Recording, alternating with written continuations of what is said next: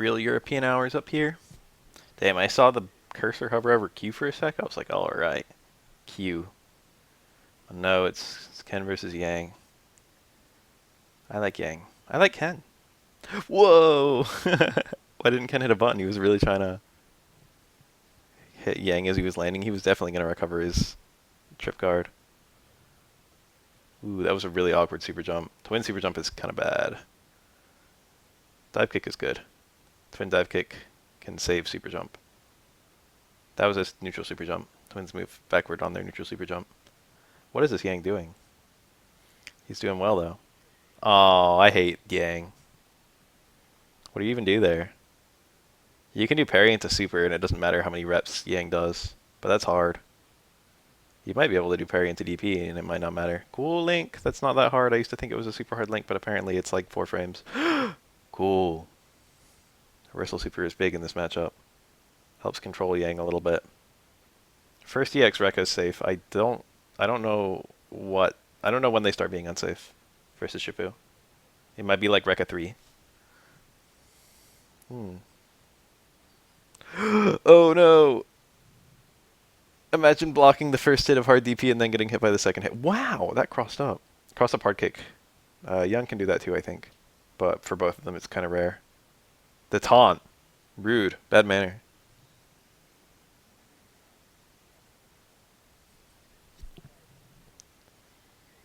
Look at those win counts on both sides.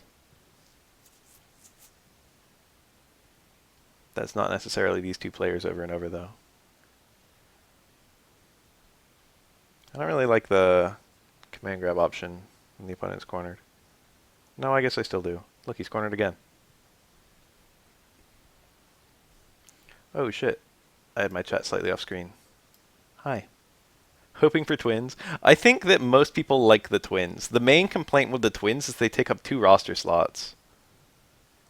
But in terms of their actual character design, people seem to generally like them. I've noticed. It's the same theory I have about the theory of Eevee and evolutions, is that when you have a bunch of similar things, people like having a preference for one of those things. The differences between the twins allows people to like one twin more, which also I think generates a little bit of like for the twins. Yeah, I think Yang would be super welcome in SF5, and actually probably Yan as well. And it would it would bridge the gap to third strike as well. So I would actually be very happy with both twins.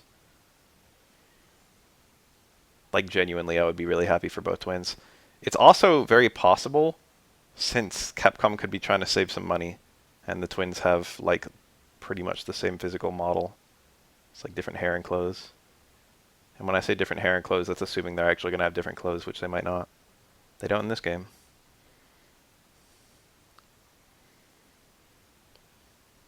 The TC. That fell out.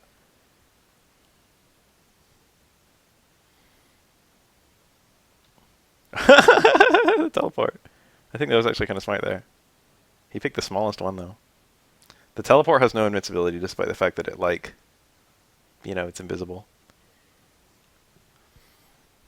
It just moves. It doesn't do anything except move. It's maybe a little better than its forward dash. And you can also cancel into it, unlike the forward dash, but I wouldn't call that a big deal, since you would probably rarely, if ever, cancel into it. That's a good list. I would be happy with that if that ended up being the list. That would make me happy. I have a very mixed opinion on whether I want Oro. I would say the characters I objectively want are Adon and Elena. I like both of them.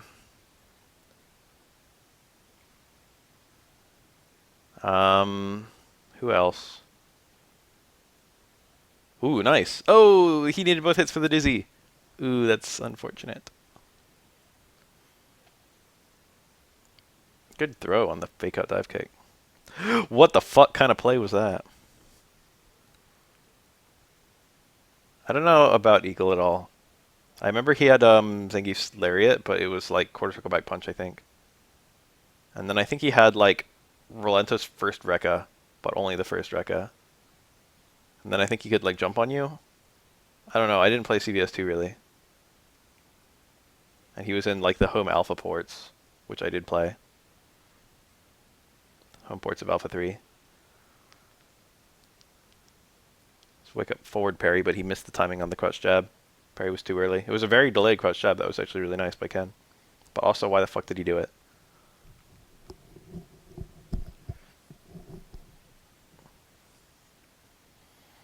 Ah, that was nice, and I think that would have got the link into super if he hit it. But it was blocked. If Ken didn't Shippu that, maybe you can't Shippu it. It's scary, though, to turn up a Shippu, because Yang could do 3 Rekkas. I think he could have just got the super on that low strong and just won. But he ended up getting the low afterwards anyway. Not a huge deal. Necro's fun. We all like Necro here, right? I do. Oh, that's... Fuck Ken. Nice juggle, though. I think you don't need a Kara on Necro. No, I think you do. You don't need one on Elena, and you don't need one on Q. And I think there's one other character you don't need one on. That might be Necro.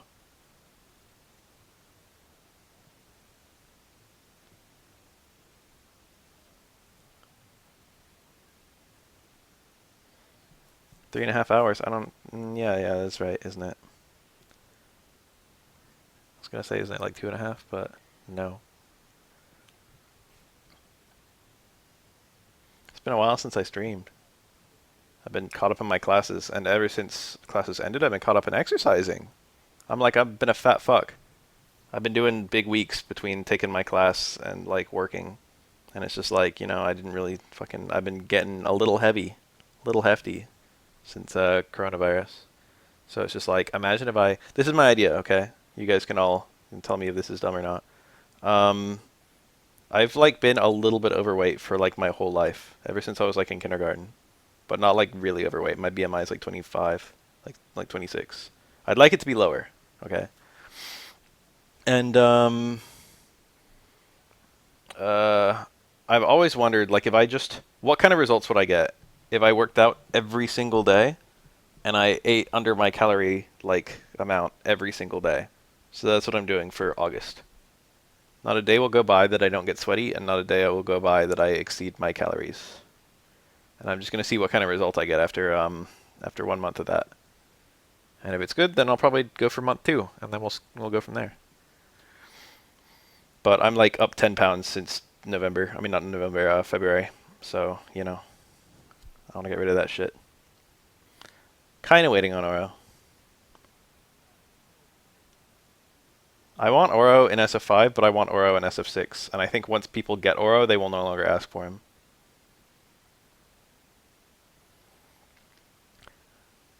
I'm not old. I'm only 28. But I've always known that I've got to do something about my fucking heart eventually. I can't make it to 40 and not be doing anything about my heart. Because I've got my uncle had like a heart attack at 32 or something like that. Like really young. And strokes and heart attacks are on both sides of my family. And it's just like, my heart is going to kill me if I don't do something about it. So if I get, like, I have to have a healthy heart when I get older.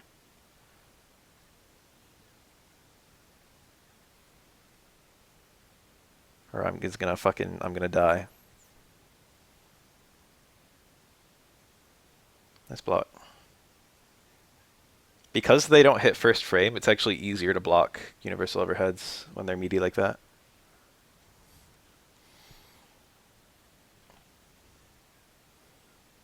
Oh, it's Tannen Renki. I didn't notice. Good parry, good parry. Oh, very nice. Very sexy. I always complain when chem players don't do that. This chem player actually got it.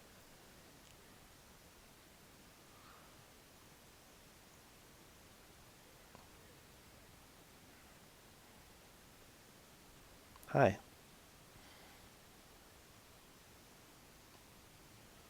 Anyway, 28 isn't old, but like, it's old enough. I don't want to have to start when I'm 40. That's already too late.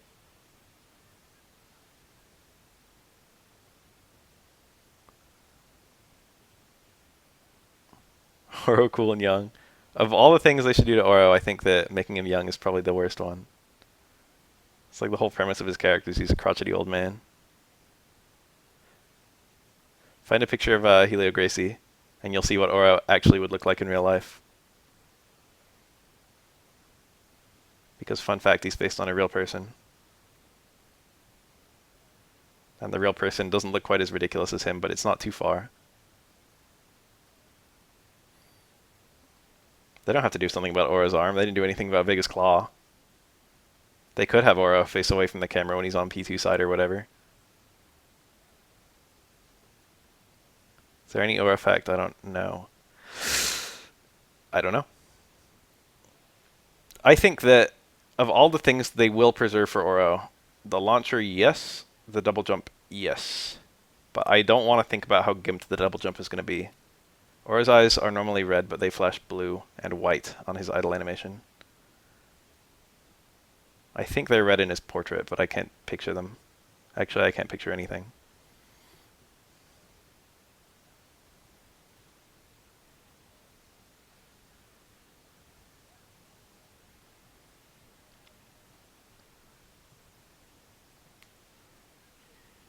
We got Falk's weird bounce off you jump, and that gives me hope that Oro could have a double jump. The chicken combo will probably exist in a very nerfed way.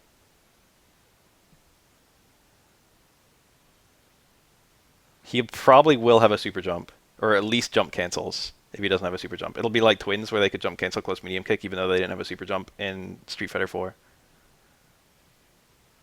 He will be able, I guarantee that if he has like back strong, he'll be able to jump cancel it. I called it back strong, but like that's just what it would be in Street Fighter 5. Close strong. That normal already exists, by the way. Akuma has it. And the fact that Akuma has it means that Oro could easily have it.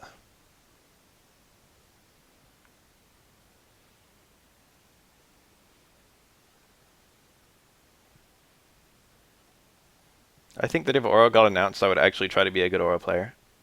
Like, I would take the game really seriously. Akuma has Oro's close strong. It's Akuma's back fierce. It's like the same fucking shit. 2-hit launch. You can cancel it.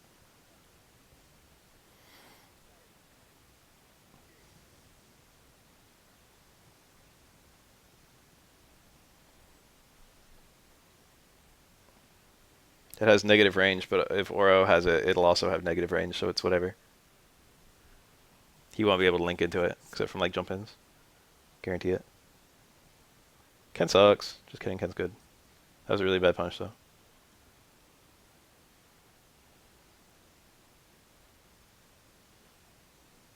Changes to current characters. I mean, you probably know exactly what I'm going to say, because it's shit that everyone wants, you know? Like, if I just say, oh, I want Nash to have less recovery on Sonic Booms, it's like, duh.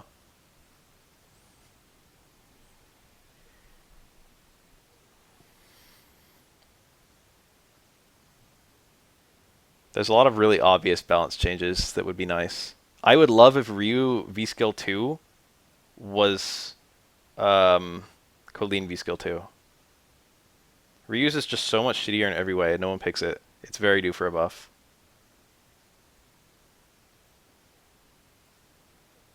What's wrong with Sagat's Kara? It was like a signature part of his character in Street Fighter 4. It's not a true Kara in 4 or 5.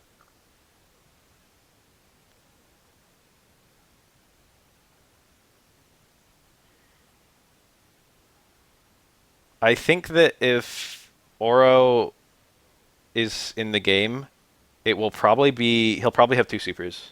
I think that's very likely. And it'll be a normal and EX super. And they'll probably have the same cost, but like be useful in different scenarios. So like for example, SA2 and EX SA2 would be his 2 supers. One of them you kind of like use to chip out or like do it after a launch. The other one is like a setup super. I don't know. But SA2 for Oro is like almost exactly the same super as Dhalsim. For what it's worth. A VT specific super is also possible. One of his V triggers would probably be Tengu Stone, and the other one would probably be SA1.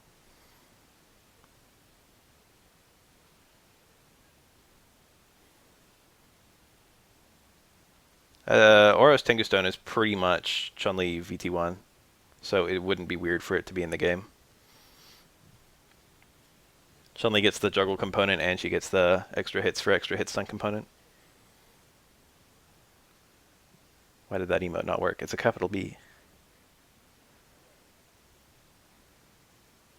V-skill is chicken. V-skill might be the double jump. I hope not. V-skill napping. Oh yeah, no sub. That's a good reason. I guess I don't stream anymore, so people don't sub anymore. Oh, I want Rose. I don't care about Viper. Fuck Viper. Good punish. Rose would be good. Rose would make me happy. Twins would make me happy. Elena would make me happy. Adon would make me happy. Remy would make me happy. Those are characters that I want. You might notice that most of them are from Third Strike, but it's a coincidence.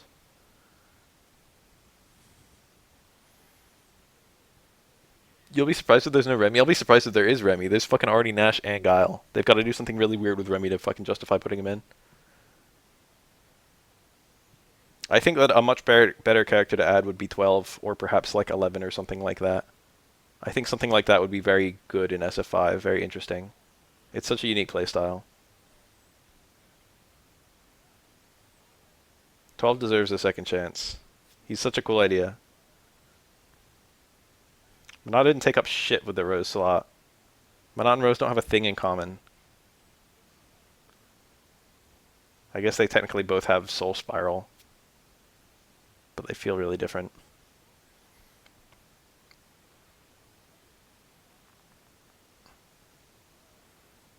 Carious Act Grant? I don't know what that is. So no.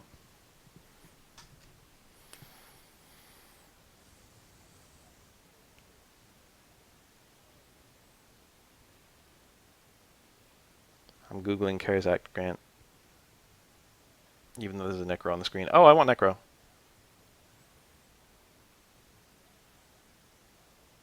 Emergency financial aid grants to students whose lives have been disrupted.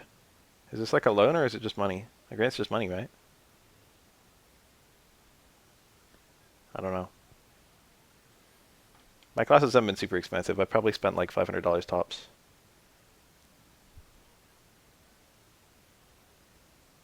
That did not combo. It combo. No. Maybe that's grab his 2 hits naturally. I don't like parries in SF5. The only one I kind of like is Gills, and I actually hate that one especially because, like, the fact that it's good. Parries should never be non-universal, I think. Because the only way to justify them being non-universal is for them to be kind of shitty, which is what they've been doing.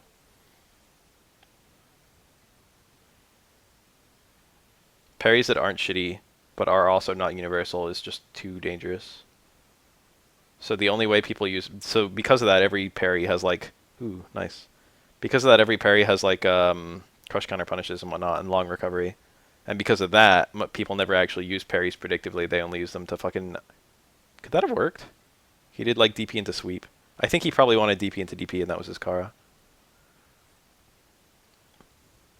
I think you can juggle DP into sweep on some characters, if it's like an A-tier DP.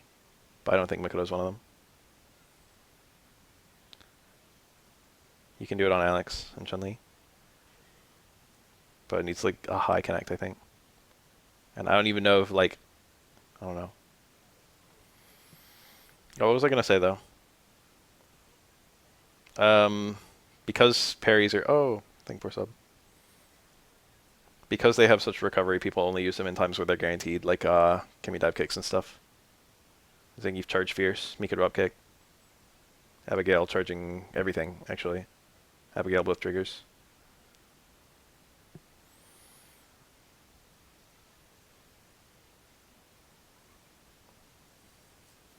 What a bait. The punish wasn't too bad. 4? It didn't look like Ken parried the right way either. But it's hard to say, because he threw almost immediately. That was nice. That's it! Snuck it. People seem to want Makoto the most, but I don't know what the fuck that they're thinking about, because, like, gross. I like Makoto, but Makoto and SF5 engine? You think it's bad when fucking Ryu dashes up to you and throws you, or Nash. Wait until Makoto does it from 3/4 screen.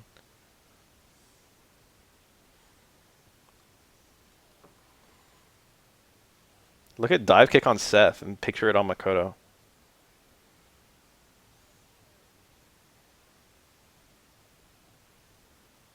Seth dive kick is fun, by the way. It's like pretty good, but it's not like super crazy good. It's probably the most interesting part of his character because apart from that, he's like kind of normal. V skill 1 definitely isn't normal.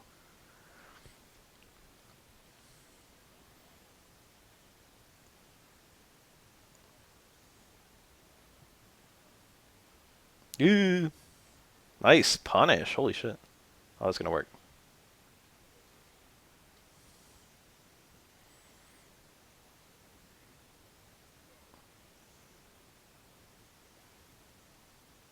I would like a difference between Seth's dive kick and Makoto's. Maybe Makoto's can just knock down.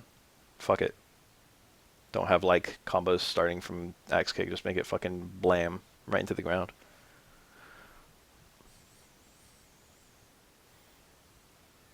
Getting combos out of a command grab would be busted as fucking SF5. Getting like it's already busted as fuck on the couple characters who can do it, G and Abigail.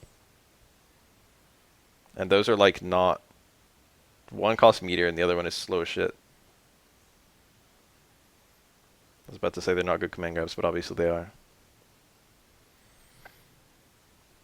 They're good for more than just the ability to follow up. Yeah, absolutely. Seth can do very quick dive kicks that you can't really react to fast enough to anti-air unless you've got like a Gao flash kick maybe. You need something where the motion takes like no time at all. And it needs to be invincible to air attacks. It's really hard to anti-air Seth dive kicks. The idea is just, it's hard for him to do them that low to the ground consistently. And also when he does them and you block them, they're like minus, I think. There is a new character announcement, yes. There's 5 new characters announced today.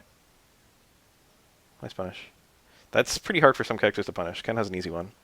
Nice. 3 hits? Yep. It's definitely a character. They confirmed it's a character. I think they confirmed characters. I don't know if we're going to get all 5. But we'll probably get like at least 3.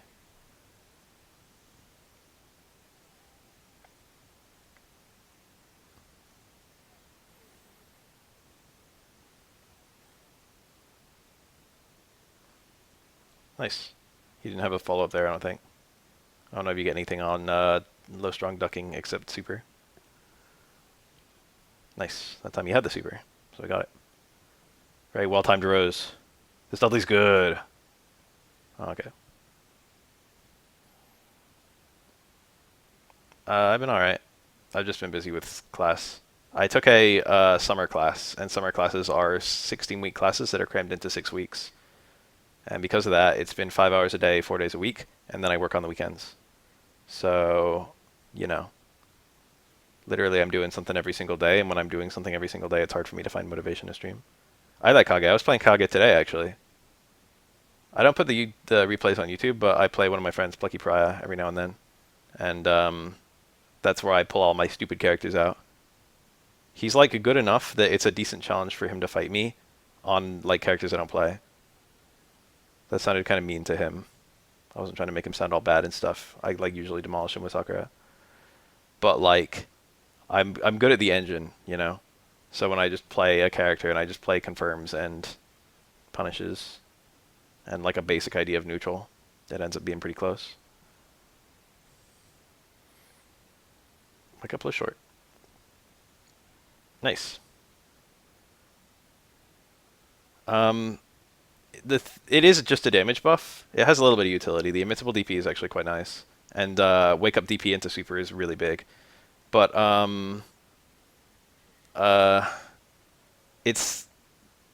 it being a damage buff changes a lot too. Calling it just a damage buff is like disingenuous, I feel,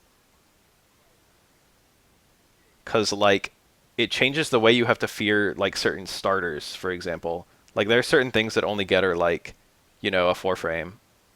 But then her 4 frame is like suddenly leading to like 300 damage combos. It's a huge difference when the difference between jab short into medium DP versus like jab short, Tatsu, V-skill, uppercut. So yeah, it buffs the lights, and then because the lights are buffed, that's already like Sakura's best area. And then once like the lights are buffed, like she's so good in neutral. Empty cancels get a lot better too. She already has empty cancels into uppercut, but empty cancels into Tatsu is stronger. Oh no. So like in all instances, it's generally just a damage buff, but um, the damage buff changes the way she plays, and it changes the way you have to play against her. Because normally she's got like very middling, weak confirms without like ridiculous Oki when she's getting like just errant hits. And when they actually matter. Was that a Kara throw? Ken has a Kara, but it's hard and shitty. He actually has a decent Kara, but it's really hard. His regular Kara is not that hard. I think it's off stand forward or something, but it's not like a good Kara. It barely moves him. Ryu and Akuma have good Karas. Ken can technically Kara off of low forward or low roundhouse into throw, but you have to stop standing during the Kara, and that shit is really fucking inconsistent. It's hard enough to get a Kara perfectly every time. I think the V-skill one is, I mean, V-trigger 2 with Sakura is generally worse, but it's better in some matchups where fireballs don't really do anything. The really obvious one I like to point out is Kemi. I would pick V-trigger 2 versus Kemi every time. There are a lot of characters where you could go either way. I think you could go either way with Ibuki. I think you could go either way with the whole cast, to be honest. It's usually just a question of consistency and safety versus burst damage. Yeah, that's it. It's back forward. That's annoying, having to go for back throw. Technically, again, you could like release back during the Kara, but again, it's a pain in the ass. Very inconsistent.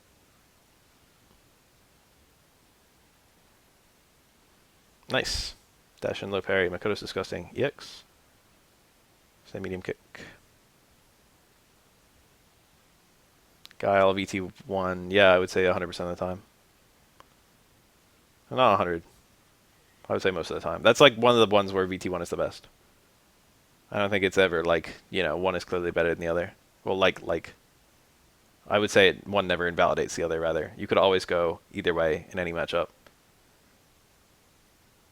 But like you'll probably have a little bit more success versus Abigail picking VT1. You'll probably have a little bit more success against Kami picking VT2. Oh, wow. Makoto's disgusting. Let's see that again. Why is Makoto like this? Fucking hell. Wait, where's my buttons? No, that's not it. God damn it, what's my frame advance button? Whoa, I full screened it. Is it that one? No. Damn it, no! I don't remember how to frame advance by one frame. Okay, it's period. Where were we? There? I want to see the fucking frame where she fucking... Okay, it's like after this. You guys ready? Why is it that fast?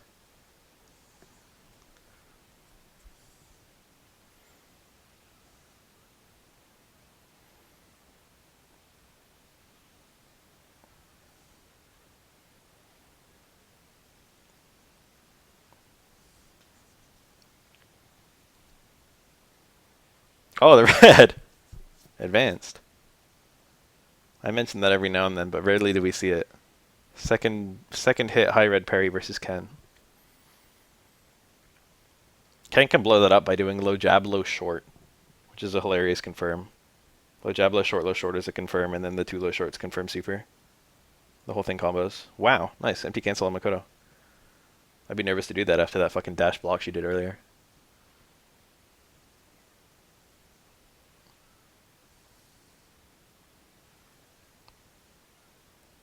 Even with Kara, I'm not 100% sure he had a juggle there. It was kind of far out. Nice.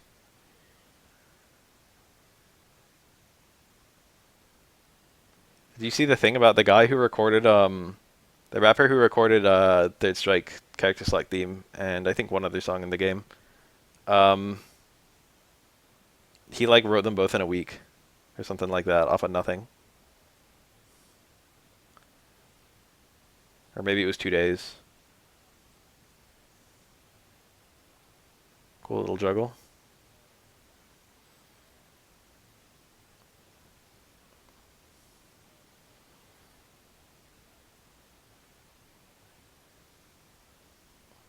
Okay, selecting the extended intro.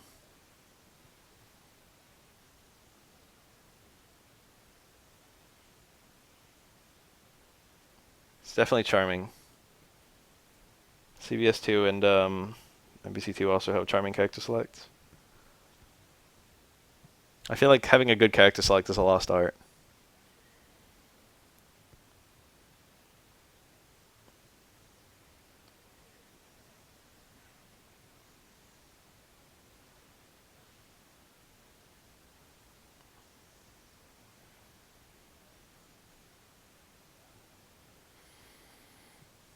I hope SF5 has a fucking new character select with the 5 new characters. Cool parry. Interesting punish.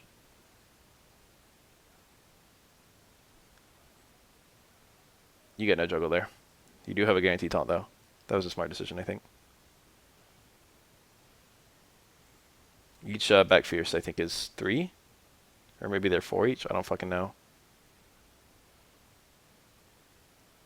SF4 did not have Indestructible as its character select. It only had it on the title screen, I think. I don't know, I haven't played Vanilla in forever. Or not even at the title screen, like the opening.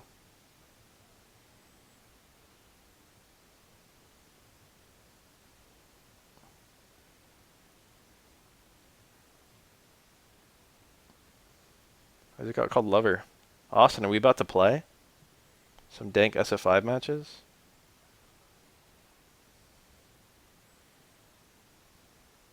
I don't know about to, because I got some third strike I want to watch.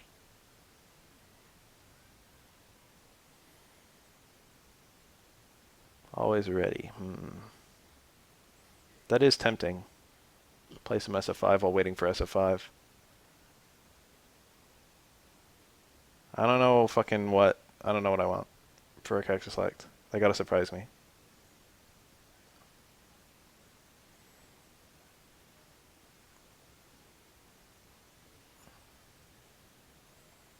I do like the online edition port of SF3, but I also think that it's redundant with like 30th, even though 30th has really shitty UI. Shoutouts to online edition having an actual way to bound macros. When I play on 30th, I just fucking manually hit 2 buttons. And that's a pain in the ass, but I can do it. But I have fucked it up. That's one of the reasons I was picking Booger a lot during Wednesday night fights. Was because a couple times I got 3 stone when I wanted 5 stone. And that's not the end of the world. You still get like good pressure. That's like a decision or I would actually make on purpose frequently. Ugh, what a comedy of errors. Oh no, he miscounted the hits. I would too. I would have thought that was 2 hits.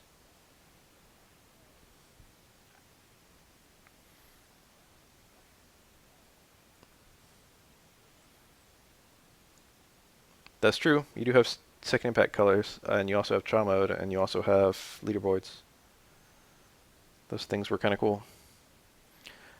My ranked on 30th, I mean on online edition, I had something like 600 wins, 20 losses, or something like that, or like 800 wins, 20 losses. I was like unbeatable in ranked.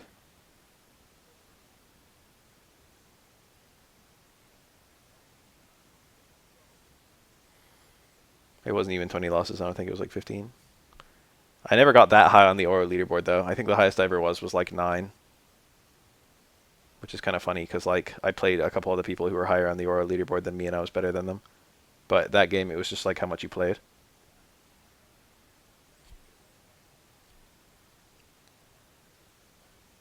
You got points for doing all kinds of weird shit, but you always got 40 points for winning.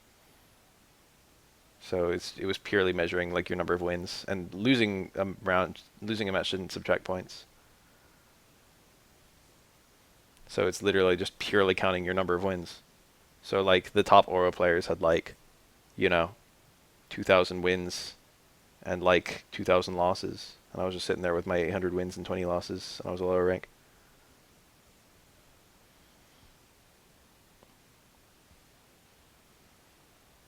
Yeah, OE has all the dip switches. It actually has the most because they added one custom dip switch just for OE.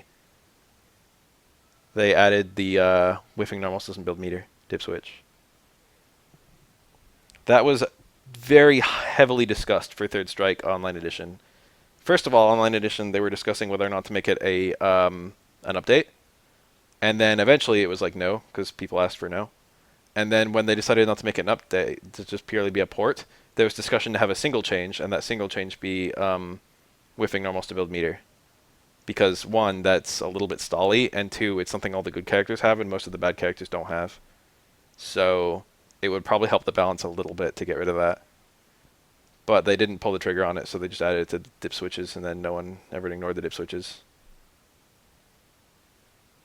I think that was probably the right decision, but I think that I would have preferred an actual update.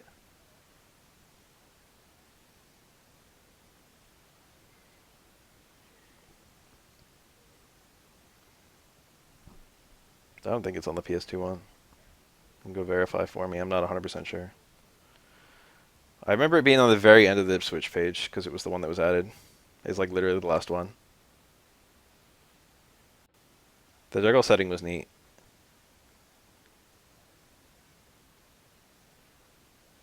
Increase the number of frames you had per juggle counter. Or I could get like 12 hit chicken combos. And on the other side you could get like 4 hit chicken combos.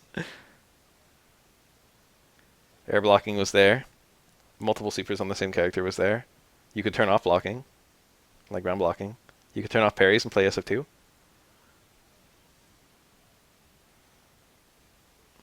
Except for Yun, huh? I think Yun is the only one where it's really a problem. No, I would say probably Chun-Li as well. But Chun-Li is less of a problem. She needs a lot of back fierces to build a super. Yun can get his super very quickly. So it's definitely a bigger problem with Yun than Chun-Li. But I think it's not even an issue with any other character. I don't give a fuck if Dudley hangs back and spams Roundhouse. Not a big deal. And I play one of the characters with like the worst meter building in neutral. I build a shit ton of meter in combos, but I can't whiff anything to build meter quickly. Aura's fastest is literally jumping and stomping, which is slow as shit. And the next fastest I think is whiffing Crutch Fierce, which is also slow as shit.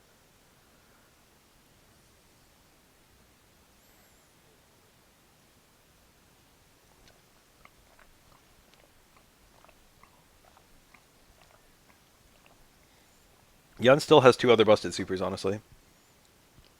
If Genaging was just removed from the game, Yun would still be a high tier. Yun's SA2 is basically Ken's. It's in a few ways it's better, in most ways it's worse, but it's similar. Yun doesn't have quite as many setups as Ken does, including he doesn't have a setup off of Overhead. But unlike Ken, he has a setup off of Command Grab, so you know. Yoho's good too. Yoho is literally like a better Shinshoryu. It's Shinshoryu with more setups.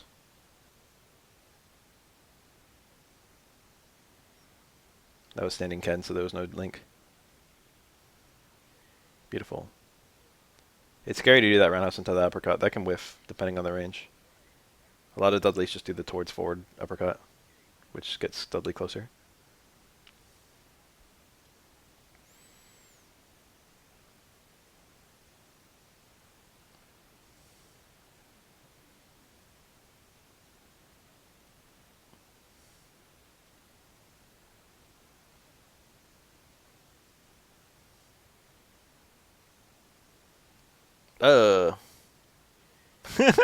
Interesting.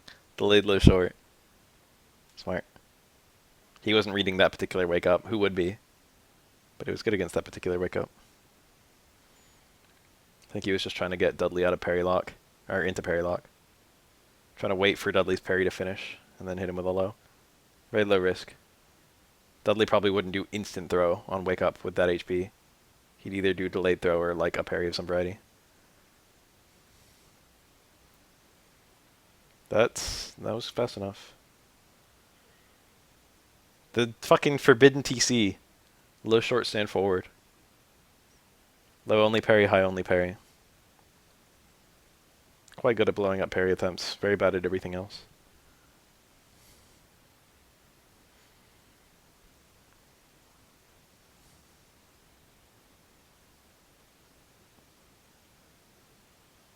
Oh, midair.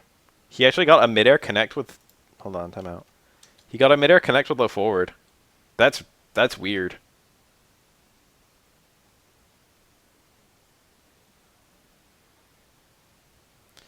I'll care about Goken for you. Goken's cool. I wouldn't mind if Goken was one of the characters announced. I would also not mind Sean. Sean would be good. If we get another Shoto, I don't give a fuck. I'll take them all. Give me every Shoto. I would maybe rather have Sean than Dane, but it's close. It's like really close. Dan would be funnier, but Sean would actually have players. And Sean deserves to be like a good character again. They would like meme with Dan. And with Sean, they'd probably actually try to make him viable. SF5 doesn't really have the Shoto problem that other Street Fighters all have, if you consider it a problem, which I don't. The only... I mean, you still see a lot of, like, Ryus in low level, and you still see a lot of Akumas in high level, but that's pretty much it. All the other Shotos are played with reasonable... played a reasonable amount. It's not like there's a fucking glut of Kens. Or Kages. Or Sakuras. Define soon. We got time yet. We got quite a while. It's supposed to be 10:40 or 9:40.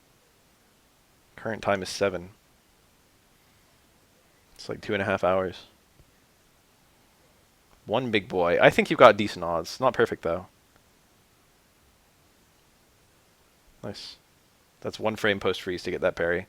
People almost always miss it. That shit's hard.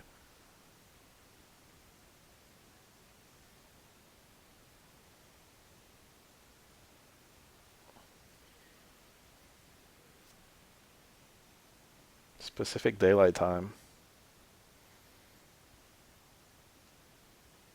The final character in SF4 brought it to a weird number, if memory serves. Well, it ended up being divisible by like just shy of 3, and then the character select filled it out to be divisible by 3. I mean the random select. But we had 25 characters, then 10, and then 4 and then 5, right? I guess there is no normal amount for a game that doesn't have seasons.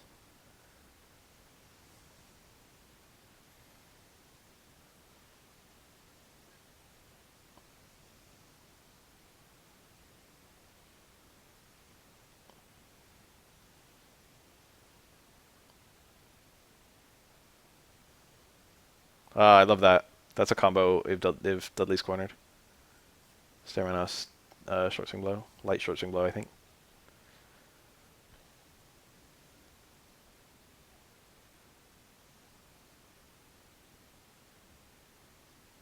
That was weird.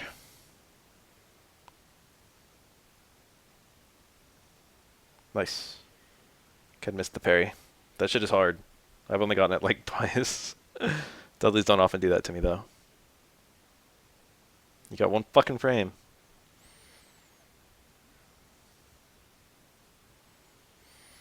Again! No, fucking... It's PDT, 10 a.m. PDT. Current time is fucking 7 a.m. PDT. It's gonna be... the stream starts 20 minutes before the actual reveal. So it's about 3 hours. And the stream's gonna start in 2 hours and 40 minutes.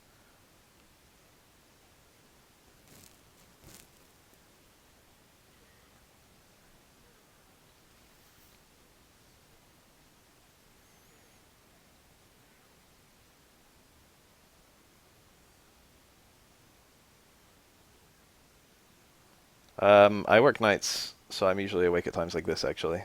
I would stream more if I thought that I was going to get, like, I don't know, viewers at this time. It's kind of embarrassing to fucking start streaming at 3 a.m. Because people always come in there like, oh, real fucking Euro hours.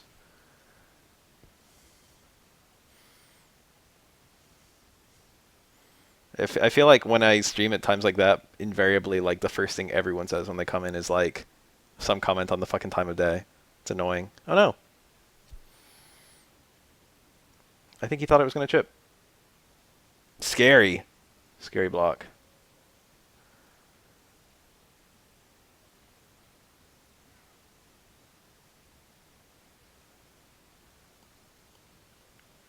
Ah, that time he hit Dudley on the ground.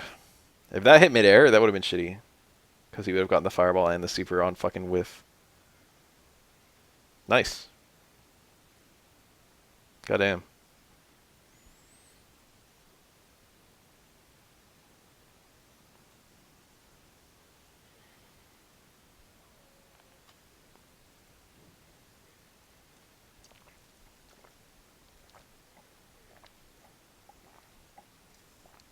I don't know if I call that a problem with Lucia when you just listed her having functions of like 5 characters. Okay, 4. I think Lucia's pretty unique, to be honest. She's not like, I don't know, she's not very gimmicky. Or the gimmicks don't really like, I don't know.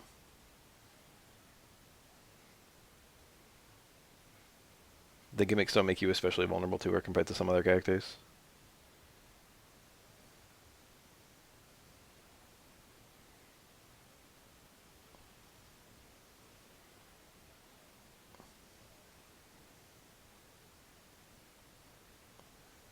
I don't play Lucia's very often. I played one that fucked me up. That's about it, I think. Like I've lost to one Lucia. He was good. He was like a Grandmaster or something.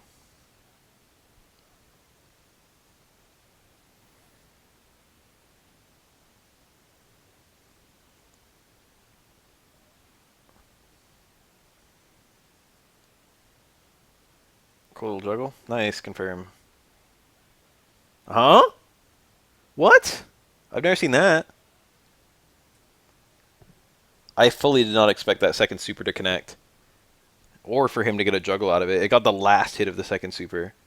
And then he got a juggle out of that. That's so weird. I've never seen that. That can't be universal. That's weird as shit. He got a super from that whiffing. Necro's still very much in this. Back strong is looking really dangerous for him. Actually, just pokes are looking really dangerous at this point. He gets like a hit and a half and he wins. That could have been punished. Super would have just won on Ken's block sweep.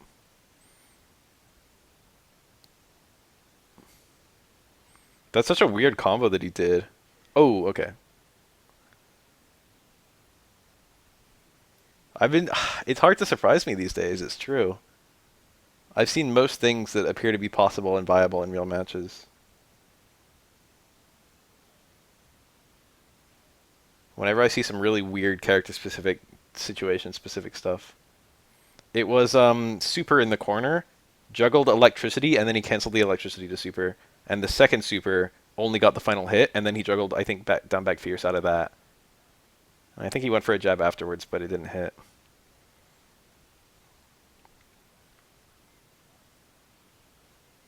Uh, Ken waited a bit after the second parry just to confirm that Necro wasn't doing a super. Smart.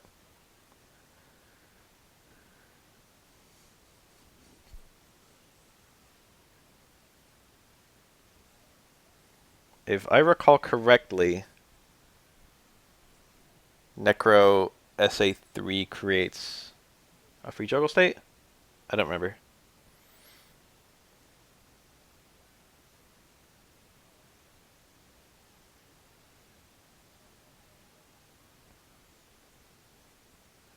Oh, it doesn't. I see a lot of fat juggles with Necro, but most of them don't involve super, or the combo ends. Oh, it resets to one, huh? Weird. I thought it was adding one. Resetting the one is fucking whatever.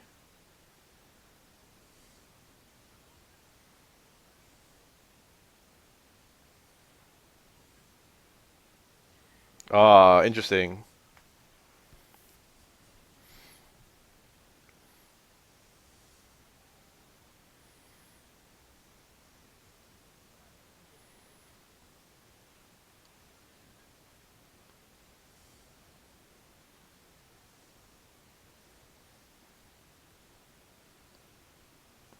There are tons of attacks that created JP1 state.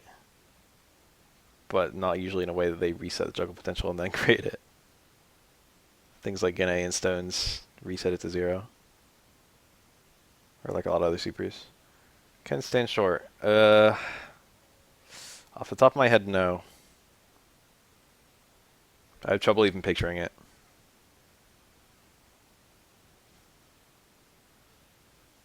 Ah. What does that do for tick throws that you can't do with Ken's other 3 lights? Aw, damn it. Ken's best tick throw light would be low short because it's the only one that can be parried in both directions.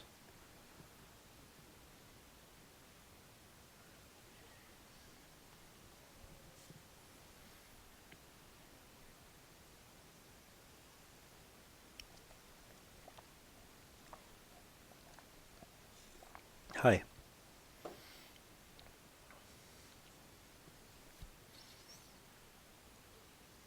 Ah, you should have just attacked. Just jump fierce. Like Tatsu or something. What the fuck?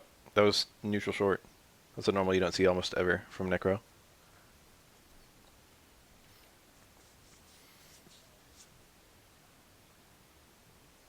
Beautiful. Look at all those bits! That's fucking like, hold on. Is that 20 chicken nuggets and bits? I don't know McDonald's prices anymore because I don't eat fast food. He did it again, and that looked like it was on purpose. It looked like the same sequence he did last time, too, so probably the first time was on purpose. That's not a very common sequence. Light normal being minus on block is not a huge deal. Most people don't hit buttons after light normal, so...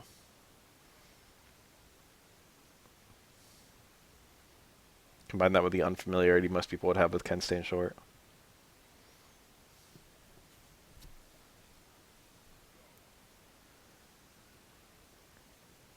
Ah, that was a really nice DP.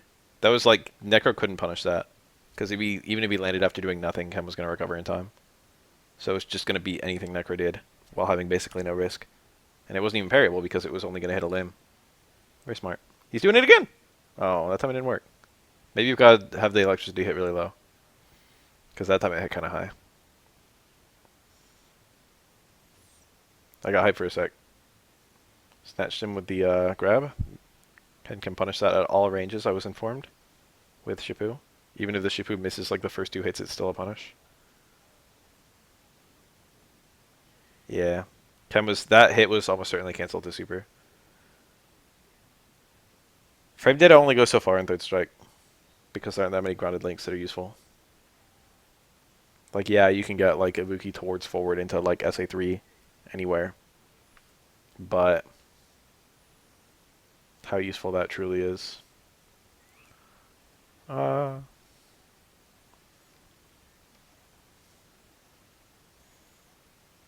that combo. A lot of dizzy. That dizzy's looking at like it could really be a thing.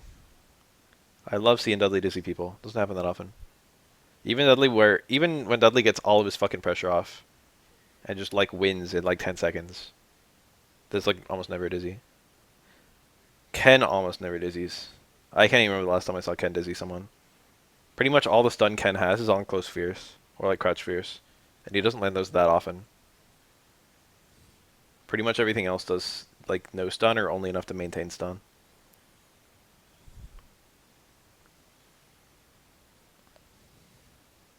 I think Stairman does a good amount. SA3 does do a bit. It's possible that dizzy people with SA3, it does more stun than it elapses time. If you know what I mean. I wasn't sure if that was going to hit.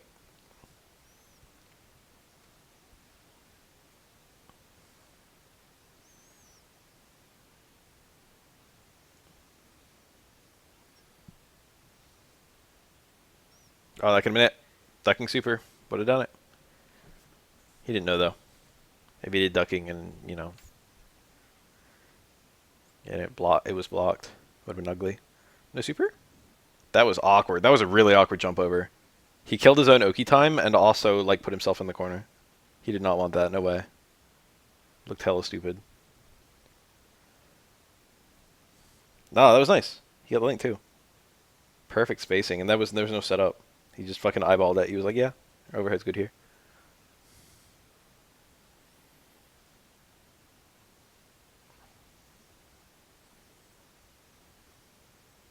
+1, no resetting. Okay, yeah. Okay. Is it +1 per hit, or just +1 on the last hit, and then the others don't accumulate? I always go for a fancy parry on that super.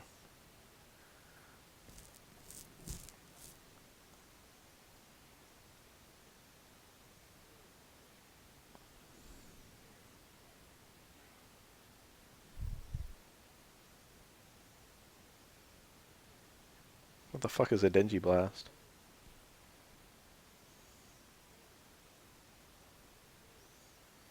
I think you can get 2-hit Necro 3 juggles. Ah, there it is.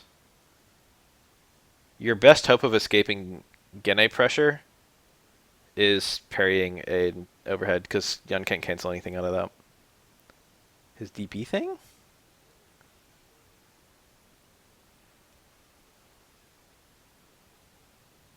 The electricity? Is that what we're talking about?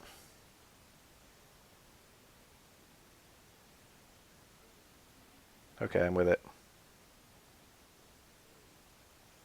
Denji sounds like it might be electricity.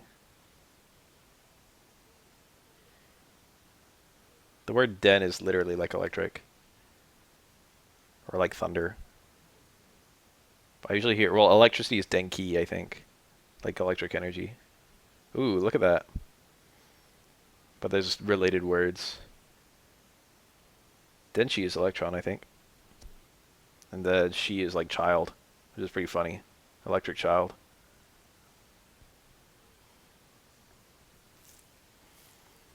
It's hard to think of something smaller than an electron. Ooh, nice.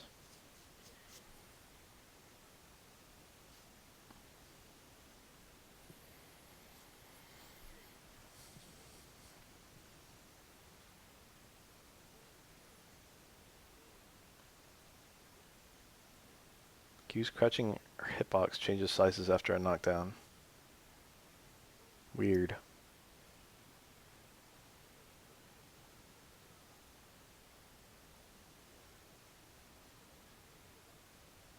There's no like prominent hitbox viewer for, well, I shouldn't say, there's like website hitbox viewers you can go and view. But there's no like in-game hitbox viewer. Cool. School's done. I finished all my courses required to get it. Oh no! I finished all my courses required to get into my degree, and I got A's in all of them.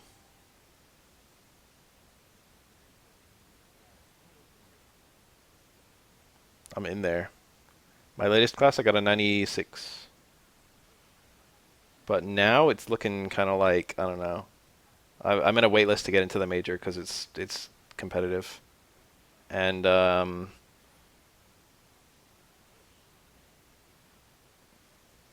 it might be a while. It's either gonna be 1 year or 2. And when I say 1 year, I mean half a year or a year and a half. It's technically possible that it could be 3.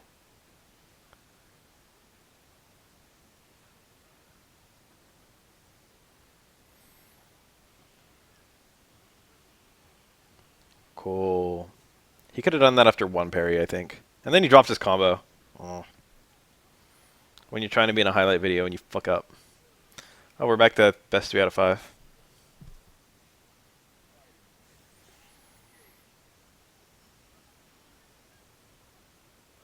Q gets grab invincibility by crouching and then standing. When he goes from his crouch to his standing hitbox, he's briefly airborne. And stuff that hits only airborne opponents will hit him. And also, he's unthrowable.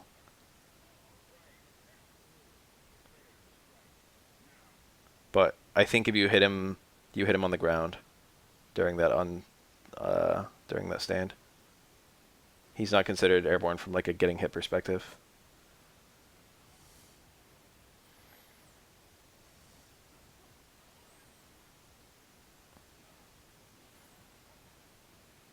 It's the crouch to stand.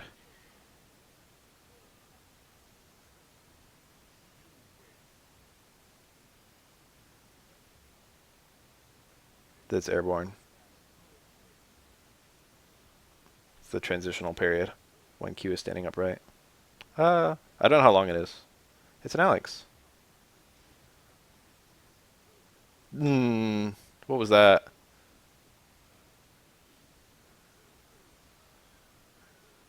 I'm not aware of any 30th version differences, so if you found one, it would be the first one.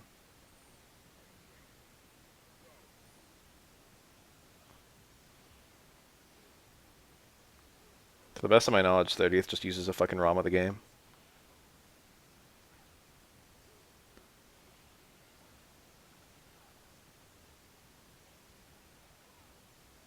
I'm intrigued.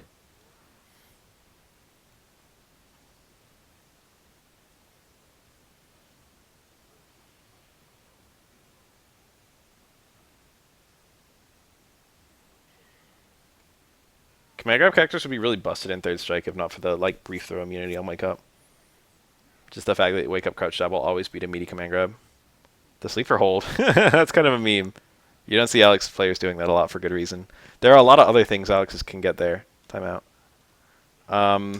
The idea with the sleeper hold is that each hit does a lot of stun. But because the opponent can just shake out really quickly, it's rare to see more than 3 hits of that. If you shake quickly, you can guarantee only 2 hits. And theoretically, if you were a god shaker, you could get only 1. Anyway, you need like quite a few hits to get a lot of dizzy. If it fully hits, it gets like fucking 50% between the heavy chop and the sleeper hold. But people will never just let you do that. It would actually be better if sleeper hold didn't exist. Like straight up, sleeper hold is a nerf. If he just got the fucking head smash or whatever, the regular back fierce on back-turned opponents, that would be better. Hasn't been a good Q player? Did you like miss Kuroda?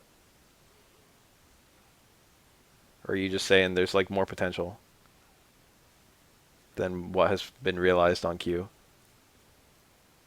TM is good. Key is good. More potential. Okay, whatever. I think you're a little bit right, but the question is whether the potential is practical.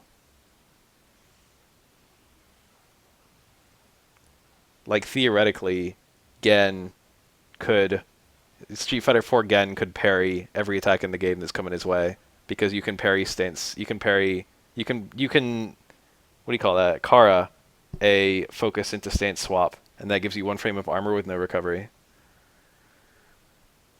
But is it reasonable that anyone could ever do that? No. But it's like reasonable for very particular things. You could do it on wake up.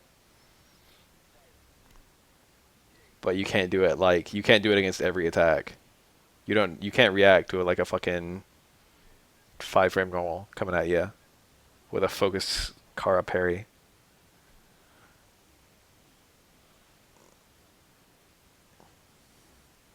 A lot of Q stuff is like that where it's like theoretically exists but like you're never gonna see it ever.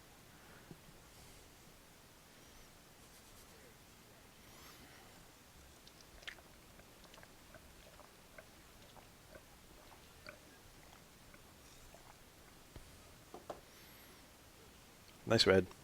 Terrible punish, sadly. That's top secret Gen technology. I've actually seen Shen do that in real match. It's not useless, it's just hard.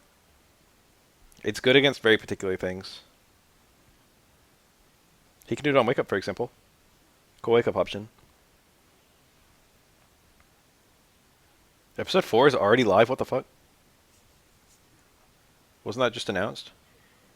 Or what? Hold on. Wasn't there like... I don't remember. I have to get back into that game. I got to level 75, 75, level 200 mag, and then I just kind of stopped. I want to start leveling Ranger. In my dream future, I would like to have like every class level to max.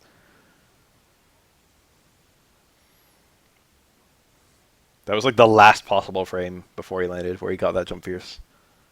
Looked weird. That was like a safe jump timing. Level cap is 80. Shit. I got 5 more levels on both. Someone said that leveling from 75 to 80 is slow as shit. Is that true?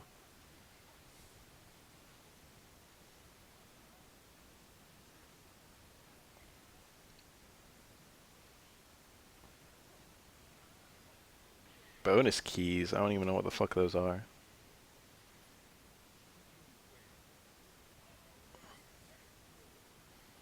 I would like Ingrid, actually. Ingrid would be funny. The custom intro.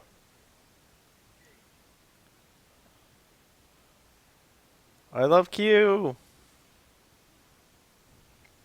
Oh yeah, this is peak Q right here. Round start, get bullied with normals, pushed into the corner, and then stay in the corner for the rest of the round. This is it. This is the Q experience. Oh wait, you got out. Never mind, he's back in.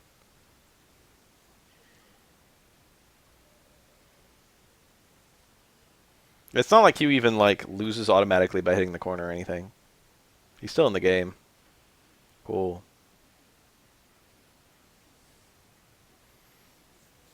Q can like hang with the damage as long as he just gets hits here and there.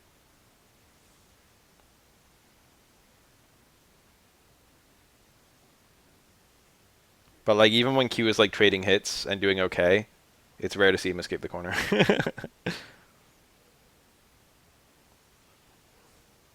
Skill tree passes.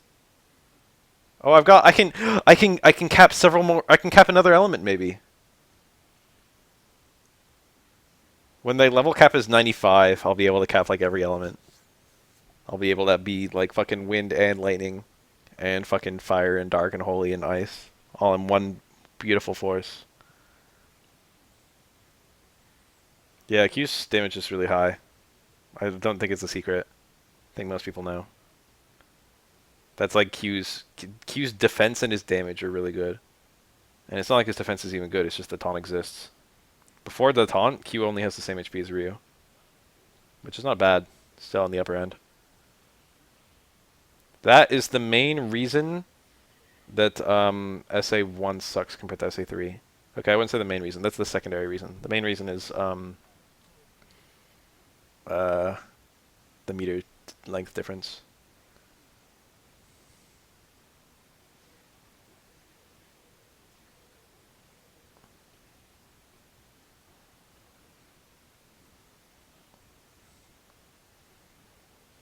Very nice.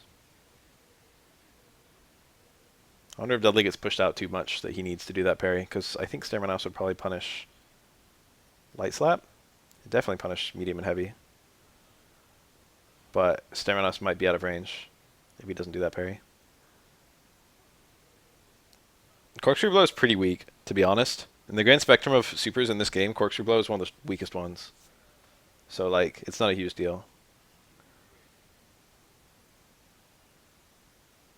That it's got 3 stocks. It's an Ibuki. Ibukis are cool.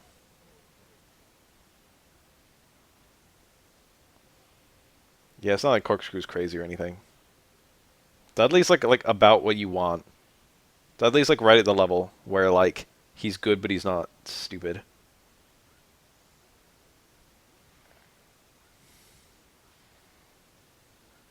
When I like talk about balancing this game, I think the level you want to shoot for is like Akuma or Dudley, like Ryu. Those 3, somewhere around there.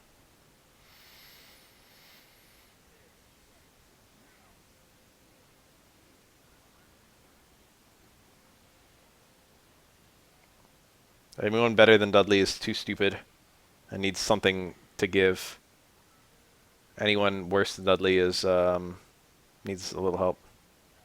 I wouldn't nerf much about Ken. I wouldn't probably change. I would probably make ground Tatsu better on Ken, because that shit is stupid. I would give Ken some buffs and some nerfs. I'd probably lower his damage a smidge. Not like a lot. Maybe like only the damage on light DP and nothing else.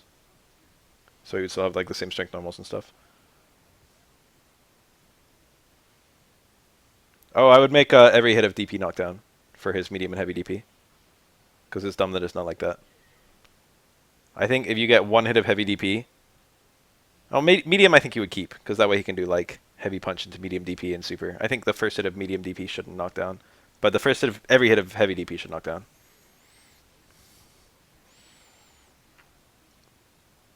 It's dumb when Kim wakes up with heavy DP or something, or he gets a heavy DP and it gets 1 hit and the opponent falls out. I might increase heavy DP's range as well.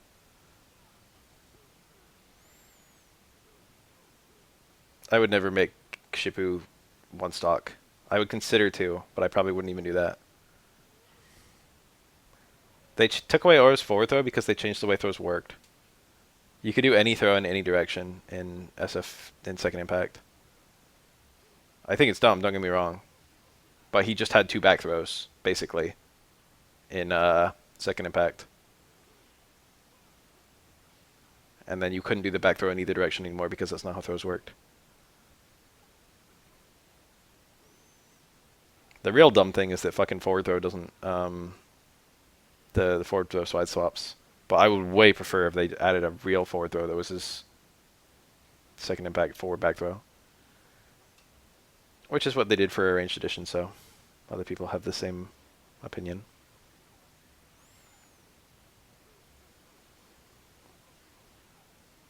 I wouldn't touch Ken that much because he's not that busted compared to Dudley. Ken is like only a smidge better than Dudley, honestly. He's mostly better because he fights the top tiers better. Apart from that, they're about the same.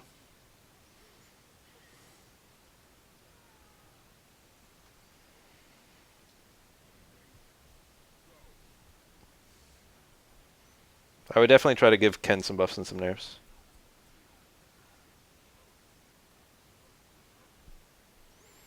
A good change with Tatsu might be first hit of Tatsu forcing stand, and then Tatsu like universally hitting properly on standing opponents. That seems good, right? That way Tatsu's still the same on block. But if you did like target combo to Tatsu, it wouldn't be shitty anymore.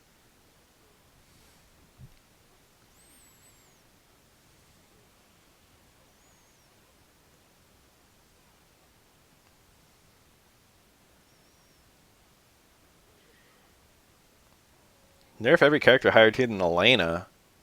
Good lord. Trying to fucking remove the game.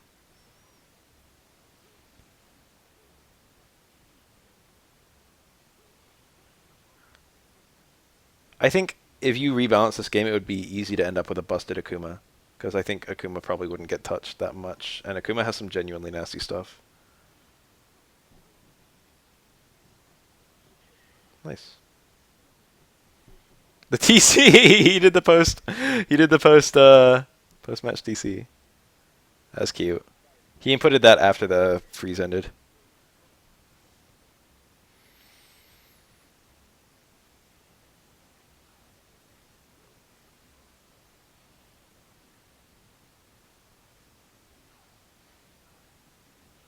Akuma has a lot of things that like a little bit break the rules of the game. I think that there should be an actual crouching flag in Third Strike. I mean, there is, but like I think that attack should use it to calculate whether certain things hit. Because the on-block scenario, if you can't crouch Akuma's Tatsu, is very stupid. I would keep Akuma's overhead throw immune. I think it's okay. It's interesting. It's not like overhead is super good. You can like parry it.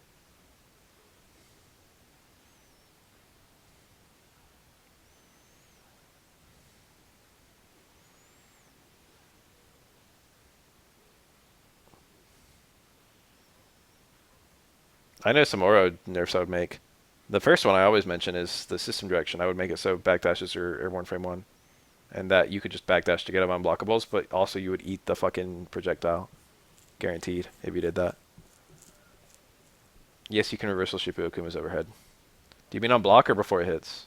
Because reversal makes it sound like you're saying before it hits. Akuma's overhead is fully vulnerable. Oh, on block. I don't know. I don't know what that is on block. Most overheads are like -3. Some are better, some are worse. It's not uniform in this game. If it's -3, then Ken can punish it. Oh no. I've seen it. I've seen it, Deku Scrubs. I've seen a Hugo player wake up parry, okay, on Akuma's overhead. And then 720, and the fucking 720 whiffs. Because even when you parried both hits of Akuma's overhead, he still got some throw immunity left. Fucking dumbest thing.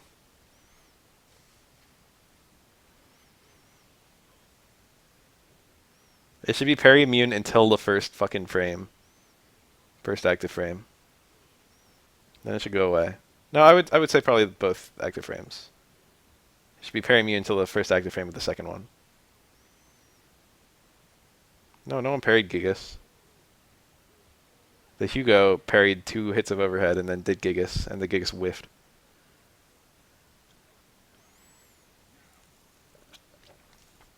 Oh wait, I completely misunderstood. You're talking about like parry into Gigas. I don't know. That shit's hard.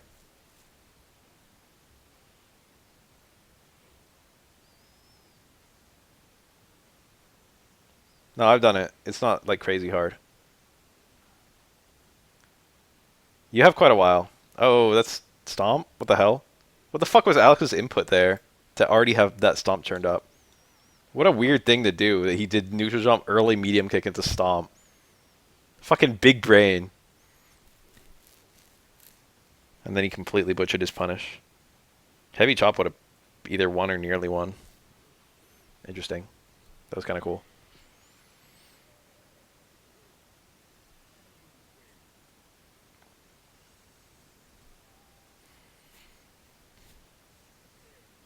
Sunlight Kick Super is really cool. I love watching Alex players desperately try and land Alex's super because it's fucking hard to land. It's one of the hardest supers to land in the game that's like a super that people actually pick. Alex has no good super, so people are just left with this fucking hot mess that's SA2. And in certain scenarios, it's quite good. But, you know, it's hard to see those scenarios, so it's interesting to see someone who can actually find them.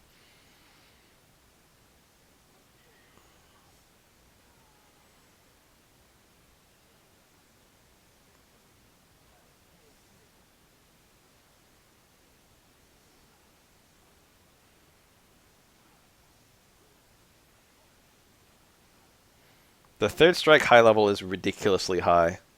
Like, really high. Higher than most other fighting games. But I agree that it's a bit stupid at high level. The thing is, like, usually when people talk about fighting games where they're stupid at high level, it's like you have to conform to some ridiculous, like, weird play. But there's a lot of room to be better than your opponent in this game. So even when they're doing the stupid stuff, you can still just, like, smash them if you're, like, you know, ridiculous with the parries or have some weird knowledge of the neutral or some nonsense like that. But I agree that, like, things like Chun-Li and Yun's dominance are not interesting.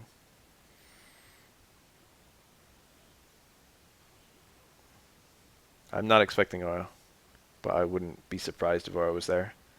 The 360 super, yeah, not only can you jump it after freeze, but also the range is like less than you would think. It's basically only good after a parry, and you can also just do SA2 after a parry. So, like, why would you not do that? SA1 and SA2 do kind of similar damage anyway. I think SA1 is a bit higher, but you'd hope so considering it's got the fucking longest possible bar. And also, like, well,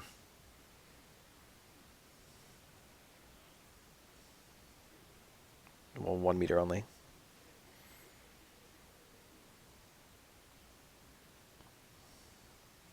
Nice. Most third strike players seem to not like Chun that much. And a lot of prospective third strike players are not actual third strike players because they don't like Chun.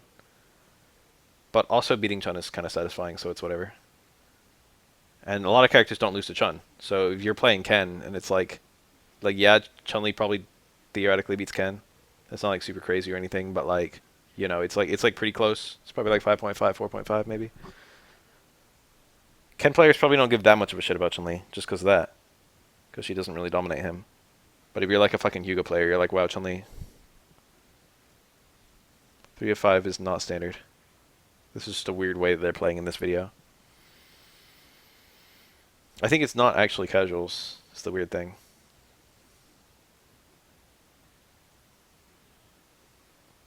Because it's got like a fucking...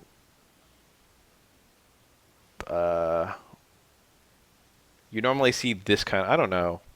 I don't know what this means. That's the kanji for battle. And I think that's meeting. And usually something like that kind of implies a tournament. This might be like a weekly.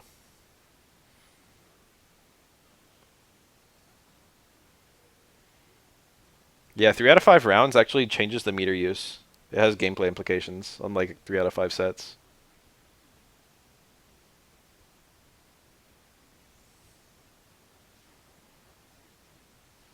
That's sad. I wonder if Q's reversal command grab is too slow to catch there.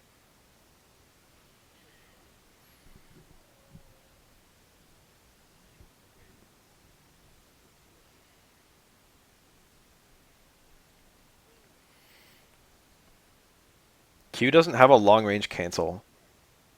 He only has 3 cancels total. It's stand jab, close forward, and background house. And close forward requires you to be close, and stand jab basically is useless.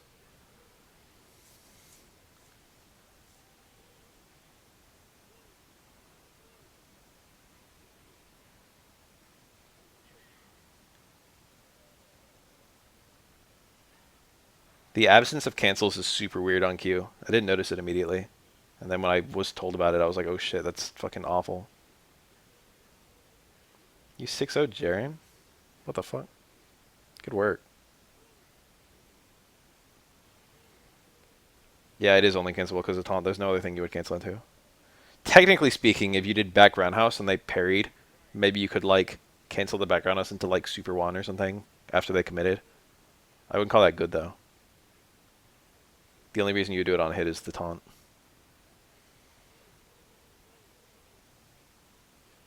Nice. Super might have been good to land there.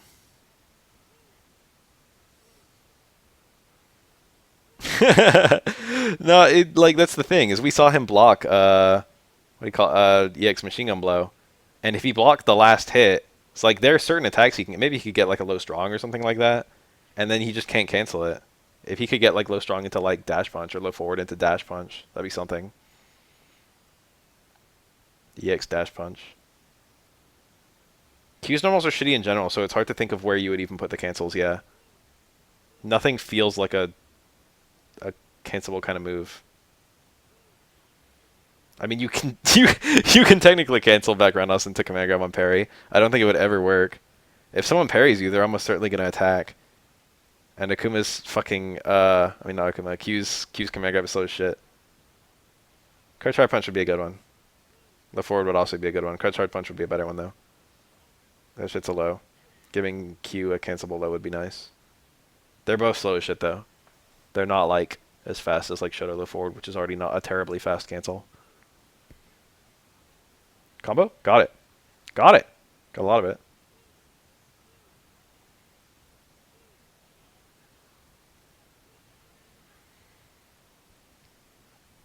Q needs like low strong to just be revised because that almost sucks. He needs like Shoto low strong into dash punch.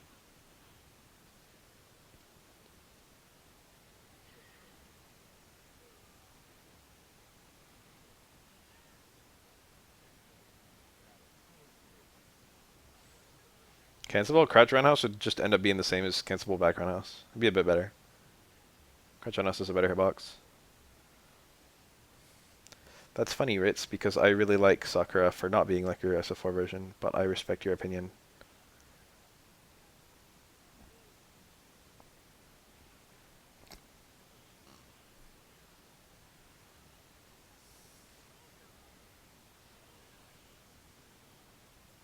Ah, very nice.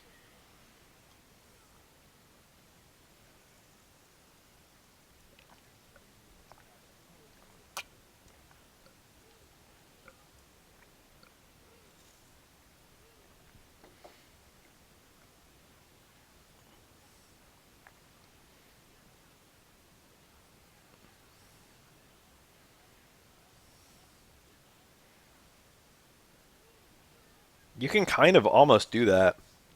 In fact, you can do that, Ritz. Instead of doing Sakura Otoshi, if you're doing VT2 combos, you can do dive kick, and then instead of doing a juggle from the dive kick, you charge fireball, and it gives you a guaranteed fully charged fireball meaty.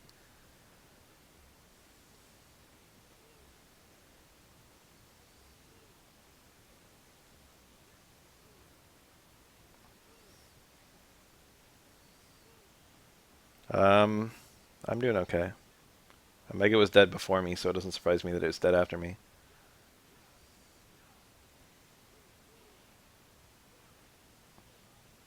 I did not know that combo.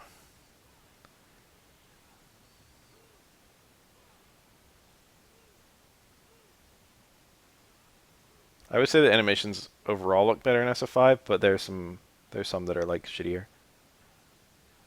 That parry was arguably bad because it wasted time. He should have blocked the first hit, but he had to do a punish in Gane, which is kind of something that most people aren't really. You normally like do your confirm combos. Like, what's damage maximization in Gane? I don't know. A keeper gen or something?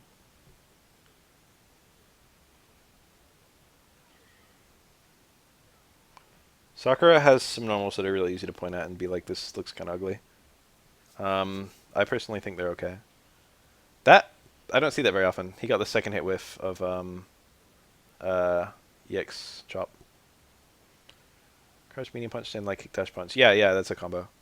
He can also do close strong, stand light kick, dash punch. The reason most people don't do it is because the link is a little bit tight, and if you drop it, you get an unblocked dash punch. So the thing with Yang is that when he has that same, he has like close strong into light kick into EX Rekka, but EX Rekka is safe if it's blocked, so you drop the combo, it's not the end of the world. But Yun, like, dash punch is really unsafe, and if you get punished as a twin, it fucking sucks because they have no health. Yang doesn't have a low strong link though, because his low strong is different from Yun's. Also, fun fact: Yun can link low strong into super 2, and that's actually like a good link for that. It's like it's a little bit. It's like a shittier version of Ken, low strong super, because it doesn't go as far. It's off a slightly worse normal.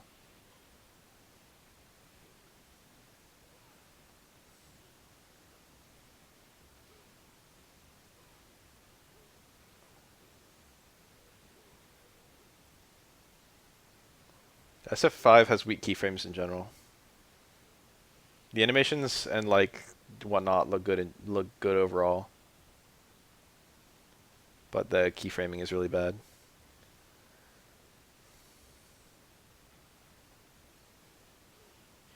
Cool.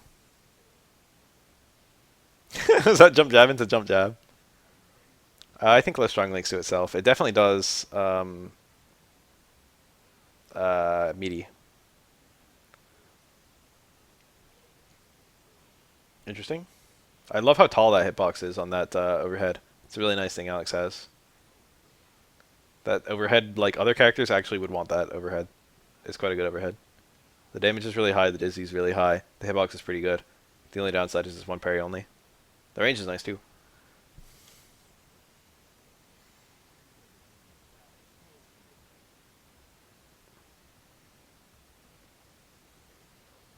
Yeah, pretty much. Awesome guy.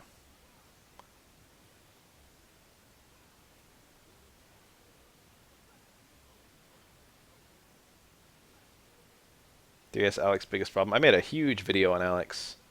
There's a lot of little things. He doesn't have any combos. In terms of non-EX moves, he only has a single version of a single special move to end combos. And that's light chop. And it doesn't go into super.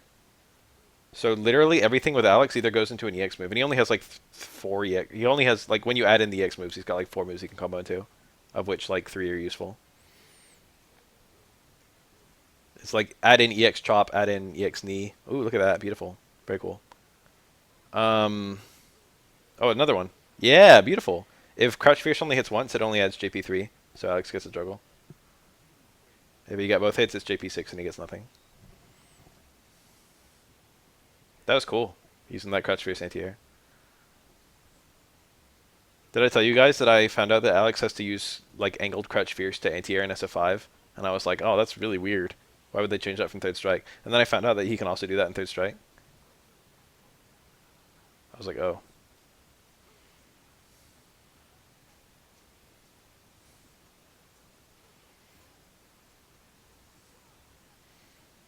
Never knew. Get him? No, I thought it was pre-jump. Oh, Ken. I wonder what the way out was there. Block 2 hits? That's an awkward scenario. What the fuck? Alex punishes there aren't very good. He did the wrong thing though. He wanted to stand strong into light flash chop probably. That's what pretty much anyone would do there. How to deal with cross-ups is Alex in SF5. You're not going to like my answer, but I'm going to tell you. Jump back, light, normal. And the awkward thing about that, it works fine, but the awkward thing about it is if you have down charge, you'll get like a fucking stomp or a head grab. So you have to like not, you have to either do the light normal kind of late or you have to not have charge.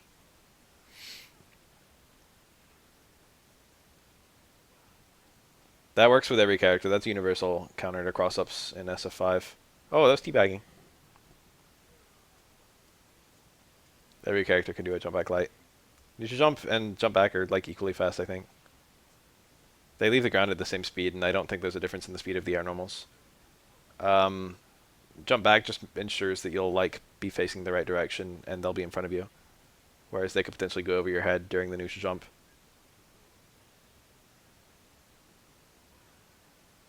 I made a video on jump back anti-airs, jump back light normals and anti-air in SF5. I made it during like season 1. It's still accurate though. I do it all the time. If you have an air throw, you should do jump back air throw. Or like maybe jump up or jump forward air throw depending on the range. That shit actually really works though, because it's not invincible or anything, but if you react with a decent timing to the jump, the opponent won't be hitting a button that early, because if they do, they won't hit you on the ground.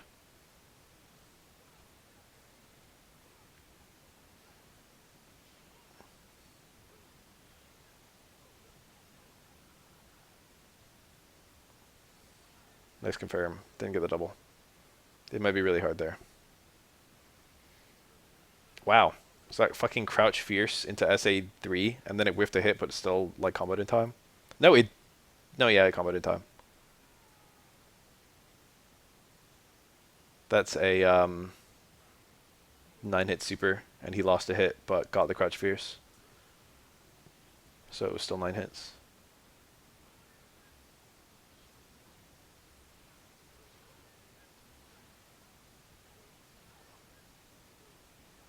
The main thing about cross-ups in SF5 is that there's no real like jump Oki ever, because you can just quick stand everything. So like stuff like meaty cross-ups basically don't exist unless you never quick stand. And because of that, jump is usually always a reply to a cross-up. People are really bad at dealing with close jumps, but it's not because there is no counter, it's just that most people don't know the counter.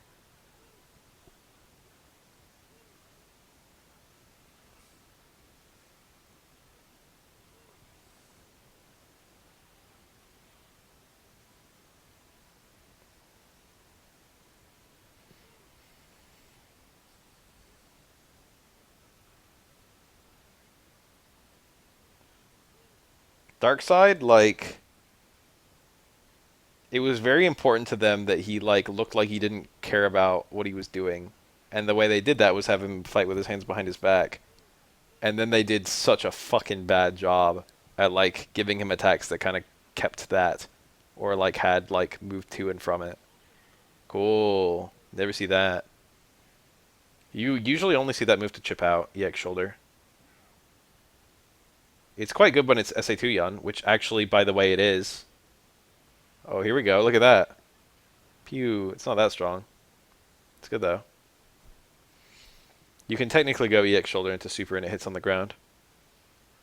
Oh.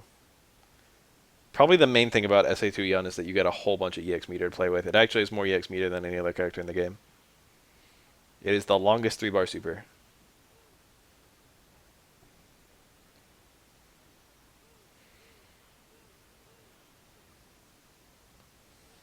I love SA2 Yun.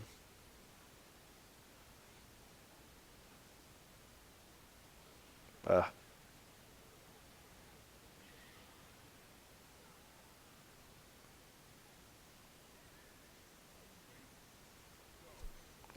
do that too, Glar.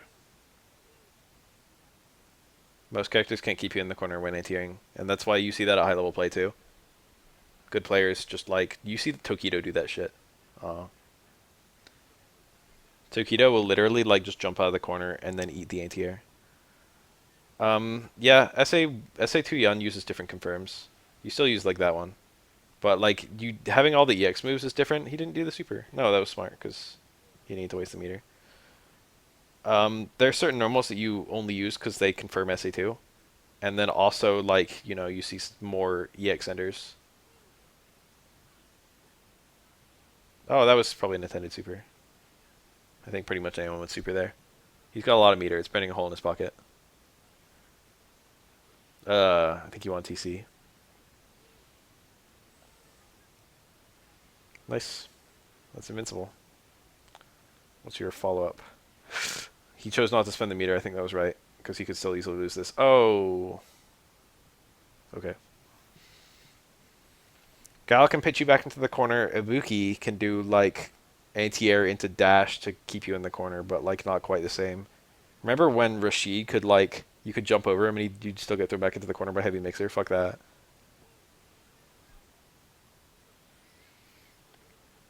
A lot of air throws always switch sides. I think Kami switches sides. Um, Sakura's does. It would be nice if you could choose. Also, RIP that Yun. Denjin Ryu. Beefy, close, fierce. Well, look at them parry. This is a parry-hungry Ryu. Oh, this is big, because now he gets Denjin.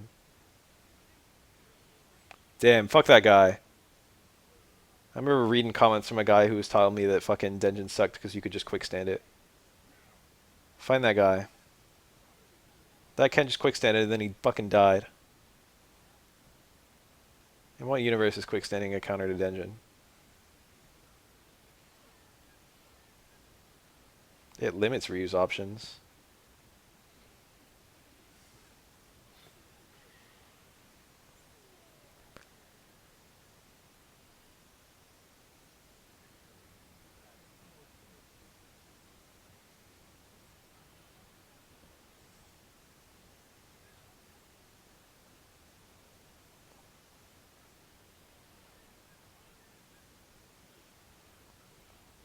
If I was this Ryu, I'd get the fucking... I'd do dash up back throw. Just YOLO. I would lose. Oh no! That's not a good one. Kuroda said Denjin was the best super in the game. I don't agree. But I understand. I'd call it maybe a top 5. Once long ago, I made a tier list of all the supers in the game. If you looked for it, you might be able to find it. It's on my Twitter. Unfortunately, searching Twitter is kind of shitty. Especially when you're trying to find a picture. I don't remember where I put Denjin. Probably really high. China Say 2 is... It's good, but it's... I don't know. I wouldn't call it the best super in the game. The setup is really good.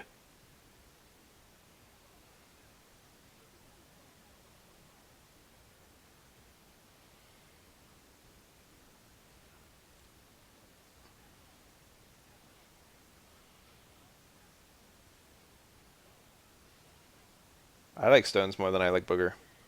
I usually pick stones, like, for fun, as Zoro. That's my super preference. I like them both, though. It's close. And I think the booger's a smidge better. But not a lot. It depends.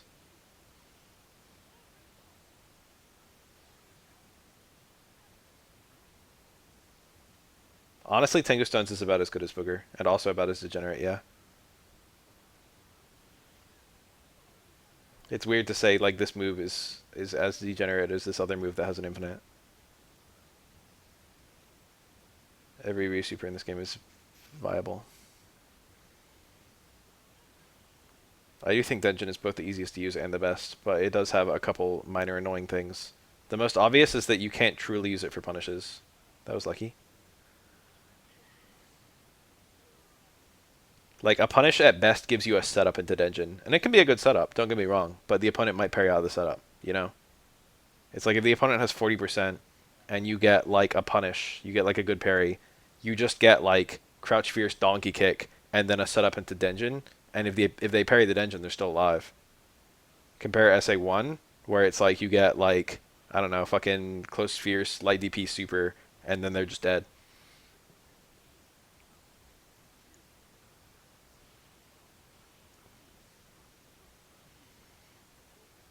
Shinshoryu is probably his worst super.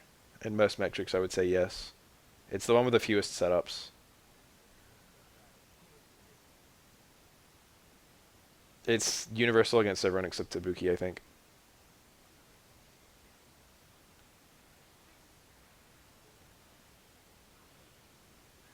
Nice. This will kill? No, not quite. Whoa, that was closer than I thought. I think it would have killed with Crouch Fierce. He got close into a neutral jump. Crouch Fierce was really hard to use there, and Close Fierce might have gotten Fire Fierce. So he did low strong for consistency. Awkward. Yeah. Ooh. SA1 helps with space control a bit. It helps with meter a lot, and Ryu has good EX. EX Fireball and EX Donkey Kick are two of the best EX moves in the game. EX Tatsu is no slouch, and EX DP isn't a true reversal. And it helps his anti-air a little smidge. Not a lot though.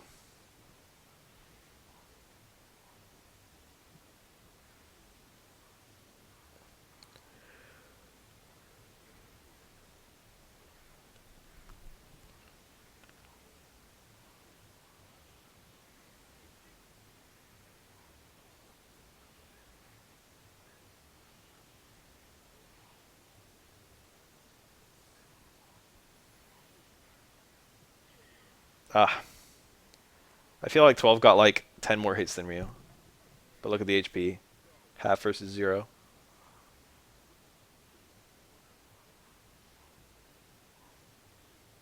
Rolling Thunder's not too bad. It's definitely his worst super. Like, no question.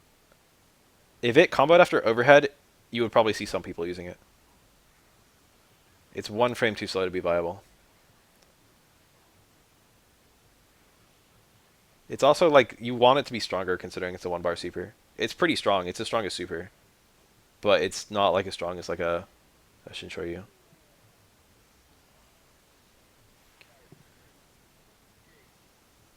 If 12 was in the character reveals, I would actually be happy.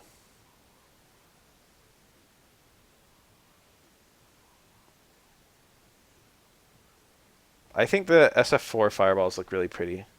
Hatos, specifically.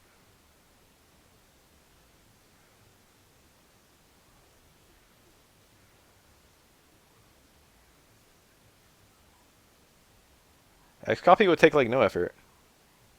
Just fucking have a fucking filter on the character, on the opponent. They're white. That's it. GG.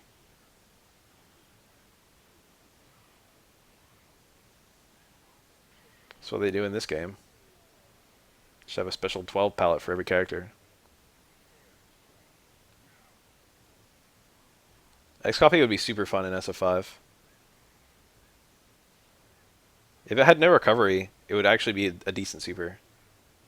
The main problem was that it's got ridiculously long recovery.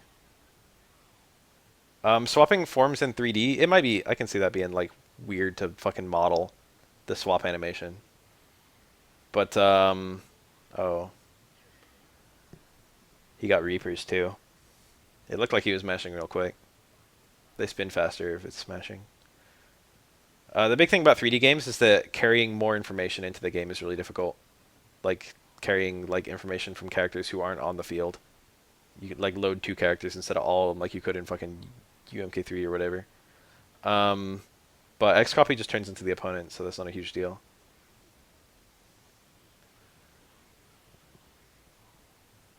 It's not like you can use X-Copy to turn into Abigail when you're fighting a Ryu. Oh. I always think 12's low roundhouse is a multi-hit move, but I think it's just one. I always mix it up with Crouch Fierce, which is 3. Indirectly, parries are a reason 12 sucks. There are 2 things about 12 that fuck him over related to parries. One is if 12 gets parried, All of his attacks are like single hit attacks for the most part. The multi-hit attacks he has aren't very good. So it's like really hard for 12 to mix you up.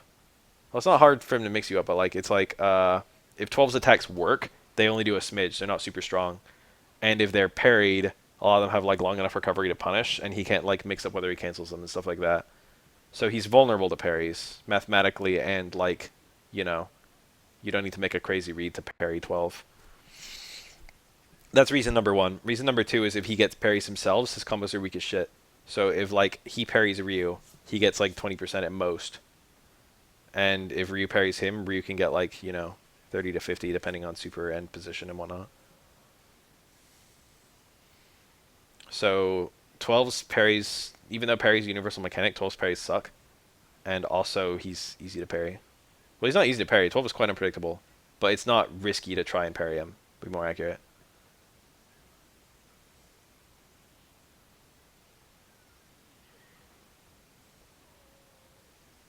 It's weird to think about how parries create indifferences like that, because it feels like universal mechanic.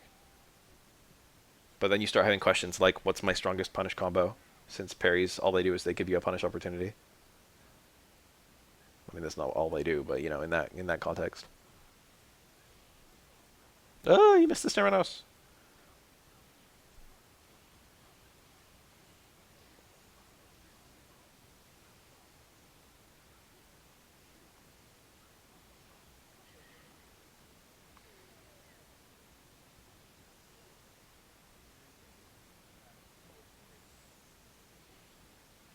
Ryu can actually cancel that low strong at the EX Fireball, and it forces the opponent to parry multiple times, but they can attack with something fast after the parry of low strong, and EX Fireball won't come out in time. Why is Dudley good? He's kind of a generally good character. His damage is pretty high. He has good conversions. He's got like a fucking cancelable heavy that like goes pretty far and leads to like pretty strong combos, like 30% for 1EX. And then also he has confirms into super from a low and confirms into super from an overhead. And the overhead's really fucking fast. So he has what I would call the best Oki in the game. Second best is probably Ken, who also has that mix up. But Dudley's overhead is better than Ken's. The final reason Dudley's good is just because normals are pretty good. Ooh. Nice. Oh, not nice. Still good trade.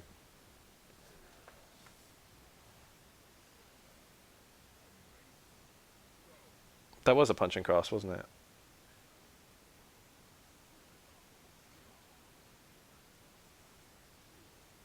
Third strike Denshin is almost always punishable on hit unless it stuns. Well, it depends on like how close you are to Ryu. And it also depends on how much it charges. It starts being safe at like 4 hits, I think. But even like 3 hits is minus, I'm pretty sure.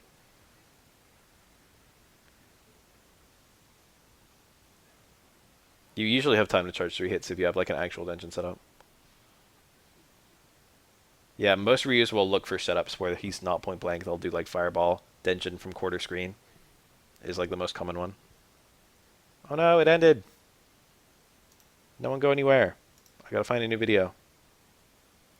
Fortunately, I've got a glut to go through since I haven't streamed in a while. I've gotta scroll down super far to find fucking Third Strike videos I haven't watched.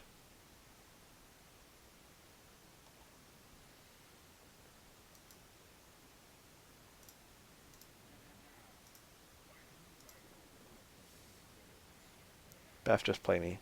It's like an hour, 2 hours? 2 hours, like almost on the dot. I'll play you after this one, maybe? Maybe I'll play you after a bit of this one. Chargeable Dungeon in SF5. I like the way they did Dungeon in SF5. It feels very SF5y.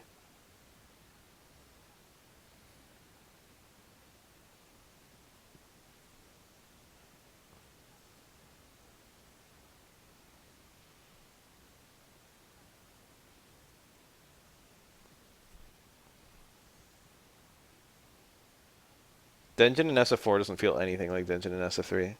SF5 Dungeon feels more like Dungeon in SF3. Because you get that fucking guard break into combo.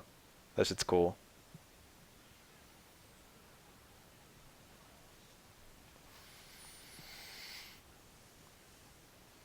I was fighting my friend's Ryu today, and he guard broke me with Denjin. It like happened. He did an accidental super. He was trying to just do wake up, or it was like on block something into heavy DP. Like he blocked one attack and then heavy DP'd, and then he got a super from the heavy DP, and I blocked it. No, I don't think I was it. I think he was trying to do wake up DP, and he got wake up super, and I blocked it. And then I got guard broken, and then he didn't get a combo off of it. It was mid screen. I don't know what the fuck Ryu does mid screen. I only know what he does in the corner. He might not have a follow up from guard break Denjin mid screen. Oof.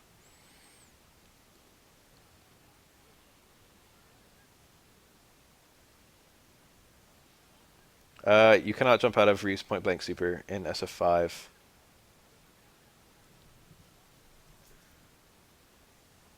I could have heavy DP'd through it, I think. I was playing Ryu with myself. Heavy DP would have worked. I didn't think to do it in time.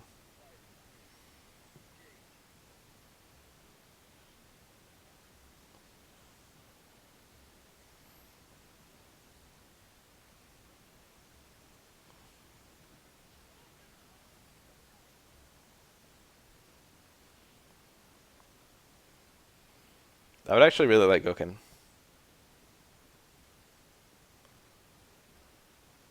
There aren't that many replayers, right? Yeah, the Denjin is very similar to regular Shinku. You get the fireballs that guard break and also launch. You get the DPs that have better juggle potential and also higher damage. All of your punch dizzy goes up, and then uh, you get the guard crush super, which is actually plus on block. It's a plus on block, or it's a plus on block you can combo out of it. Oh, ain't that a bitch? He got the red parry, and then whatever happened, he didn't jump. You can just hold up there. You can red parry the second hit and then hold up. Wonder what went wrong. Wonder if he didn't hit the up in time or something. I don't like Ryu's V skill 2 at all. I don't like his V skill 1 almost at all. And I don't like his um, VT2. Oh yeah, his fireballs recover faster. They travel faster and they recover faster. And the recovering faster is a big deal. Because, like, Ryu can throw a fireball, the opponent can jump predicting the fireball, and Ryu can still DP them. That shit is actually super strong. I wish that Ryu VT2 could just do the attack. And it would just take a bunch of V time. Like, he could just fucking parry and, like, get the crumple. Or, like, get the crumple without parrying. You could just do, like, stand strong, crouch, fierce, crumple. Like, Vega. The Vega VT2. That would make that super... That would make that trigger a lot better for me. If it was like that, I would probably pick it sometimes, but not all the time. But as of right now, I pick VT1 in every matchup as Ryu. If there's something I'm planning on parrying, I'll just fucking B-skill parry it.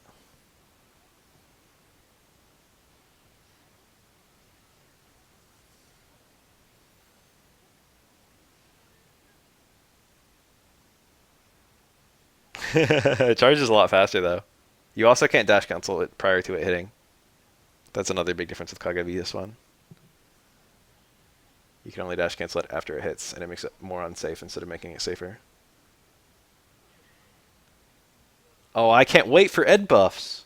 Ed is 100% going to get buffed. Ooh, that's exciting.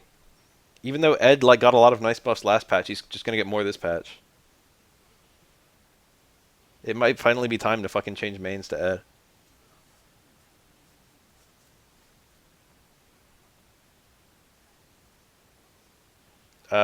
I didn't know that. It's not super surprising. Chun-Li could do that with her legs in SF4. Ooh, didn't know about the more range part. I've done that on accident now I think about it. But I never really thought about it. Give Ed an overhead. That would be big. He would really like that. That would make VT1 really good. And it would just make Ed a better character in general, even if fucking overheads suck. I'll show you my Ed. I've been playing Ed casually. The characters I really like to play in casuals are all the characters I previously mained. Ryu, Ed, Falk, Kage. I feel like I'm forgetting a big one. Blanca. Love playing Blanca. Sagat can actually hit combos that like require all the JP. For example, Sagat can do 2 Tiger Cannons and then get the overhead. Oh, you just said that. That's why. I mean, what else are you gonna do? I still haven't fucked with Gil. Even now.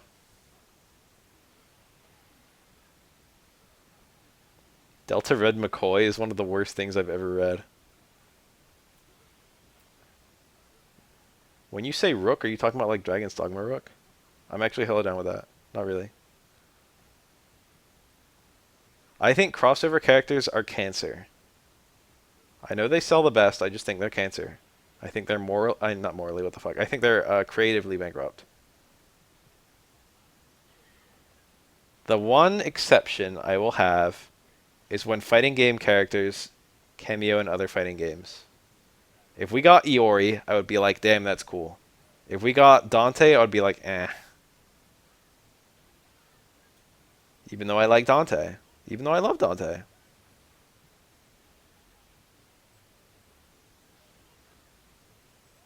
If we got like fucking Winter Soldier for the upcoming Marvel crossover, Marvel vs. Capcom 5. Nice. Look at that fireball. What did it do?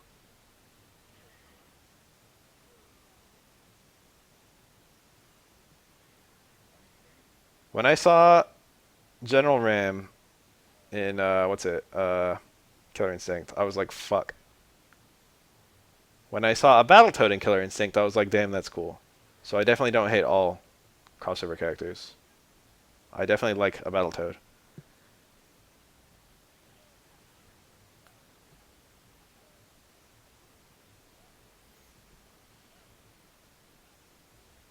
When I see Spawn, I'm like, eh.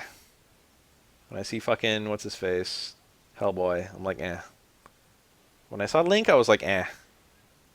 I wasn't even impressed with Link. I like that they put like the hookshot and shit in the game, but at the same time, I was like, eh.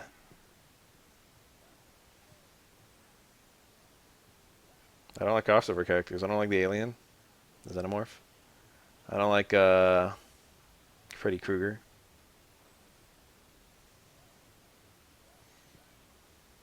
Hellboy was quite popular, actually. I don't know how popular Spawn is. Oh, the sub.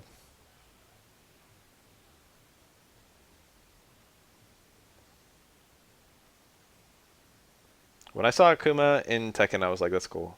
And not only because I like Akuma, although I do like Akuma.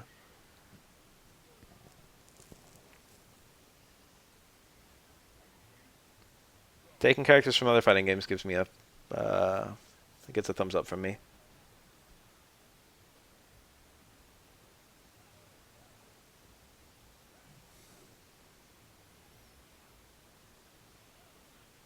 We had a super that was half KKZ and half Misogi in Cross Tekken.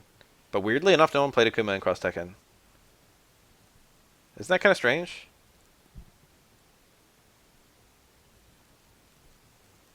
I don't remember what the move list called it. It might have just called it Misogi. But it was like a combination of Misogi and KKZ. Basically, Akuma jumped up and landed on you, and then he did the KKZ with your face. Terry and Smash is okay. I don't like have any opinion on crossover characters in Smash because they're all crossover characters. Smash gets a pass because that's the point of the game.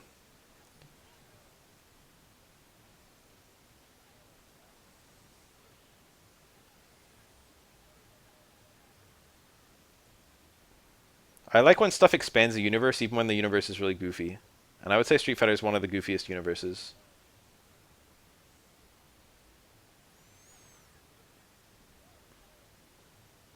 I don't like when you have an out-of-universe character, and guest characters are almost universally out-of-universe. Which is why it's really strange that fucking Akuma is apparently in-universe in Tekken. No complaints, though. That shit's awesome. I love that Street Fighter and Tekken are apparently happening in the same fucking world. Now it's been confirmed in both directions.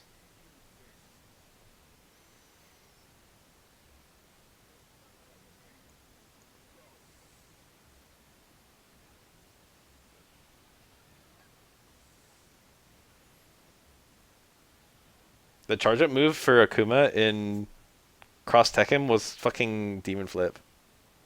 I'll never get over that. That's weird as hell.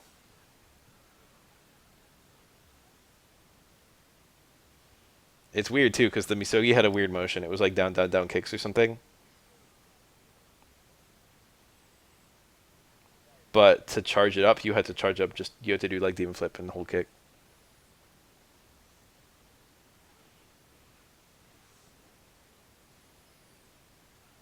There were a few others like that. There was like a really weird move was picked to be the charge up move. One thing that fucked with me a lot was Vega's charge up move with Sky High Claw. I always tried to do that because super motions were just like a special move motion with 3 punches in that game. There was a 2 punches. I don't remember. It became a KKZ on whiff and hit, to be honest. Anyway, I always wanted to do like it's like oh, it was three buttons. It's like you know, the super for Vega is very similar to well, it was like his Ultra One, I think, in Street Fighter 4. But it kind of felt like an off the wall. Like it felt like a. I guess it should have felt like a Sky High Claw because it basically is a Sky High Claw. But I always tried to do it with kicks instead of punches because I always tried to do it like it was a Flying Barcelona. Ken had Shippu as his super. Remember that? In Street Fighter 4, his super was Shoryurepa, which is usually regarded to be Ken's main super. But they changed it to Shippu in Cross Tekken. And because of that, his fucking Tatsu was his charge up move. I thought that was cool, actually.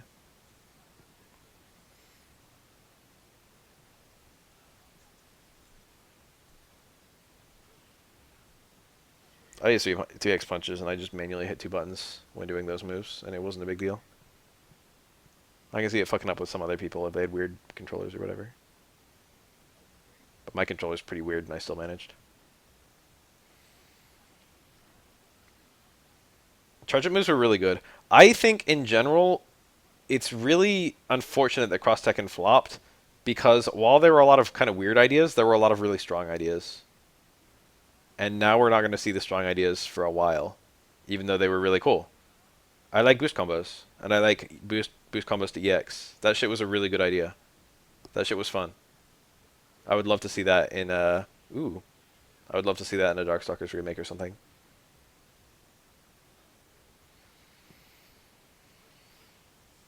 Neat. He probably parried 4 times, anticipating the last hit of that TC, which is 2 hits.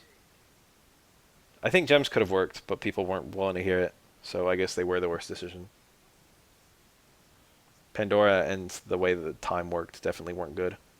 Gems could have fixed a lot of people's issues with the game, I think. Or maybe not a lot, but some. Low damage was a common complaint, and gems could have fixed that. Gems costing money was definitely fucking horrible.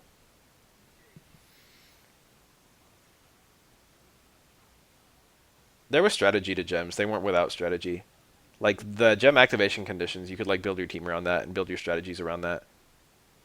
I remember seeing a video that was like it was talking about Elisa and like a gem that she could use because the gem condition was like land 5 special moves, and Elisa's Rekka counted as 3 separate special moves. The auto block gem wasn't actually a big deal. The auto throw check gem was. That shit was actually really broken because that destroyed mix-ups. It was like you can just pay meter to get out of mix-ups, which is something that every character would actually do if they could. But I think that one got removed. The thing about Cross Tekken is matches lasted forever, but they could also end really quickly if someone like failed to save their character. It was a really awkward balance of both. It was like the worst of both worlds. Nice, good decision. He could have just won with super, but he was like, I can dizzy, and then he did. I think the idea behind gems was sound, but they just like, I don't know. 3 gems was a lot. 6 gems is a lot. If it was 1 gem, people would have been more receptive.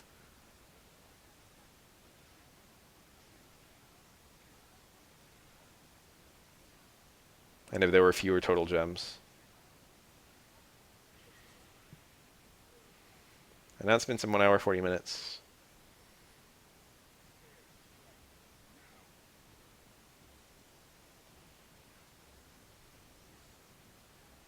What are some other cool systems? I like the shorter super motions in Cross Tekken. I do like the launcher and also the fact that it's throw immune. That shit was really cool. Tagging was kind of fun. I have mixed opinions. I would like it better if you kept playing with your other character when a character died.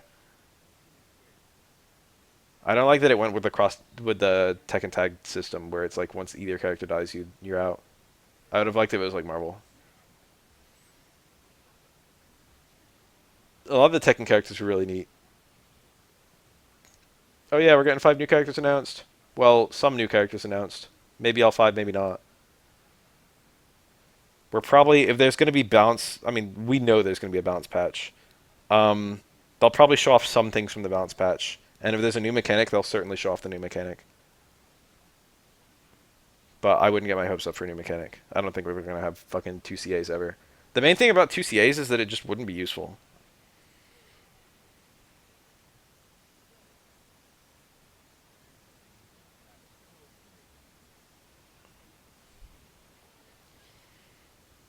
Edition Select would be interesting. What would we hate if they added Edition Select? What would be the new Vanilla Sagat? Would it be Season 1 Chun-Li? I don't really feel like that would be that much. I guess it would be Nash, right?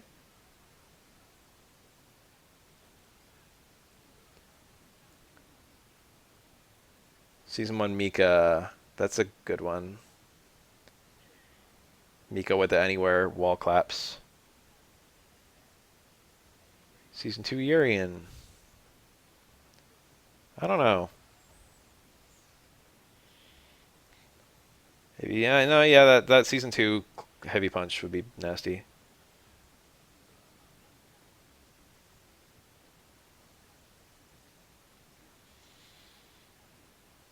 I don't want Edition Select, I decided. The old characters aren't interesting. Every character, every patch has gotten more interesting, in my opinion. Even Nash, who like fell off the map, he's more interesting. He's just shittier.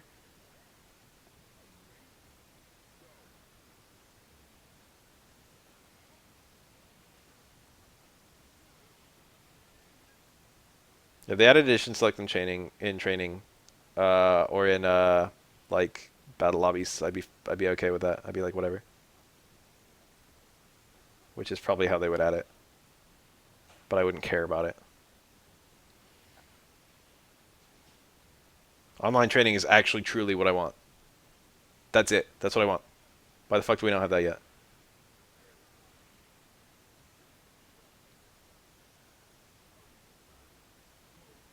I'm not gonna win Capcom Cup. I'm not even gonna fucking show up. Oh, that being said, I entered uh USA West Capcom Pro Tour. I'm in it. It's a week from no. Is it this coming? When the fuck is it? Next Saturday sounds too close. Ah, maybe it's this Saturday after next. That feels right. Saturday after this coming Saturday.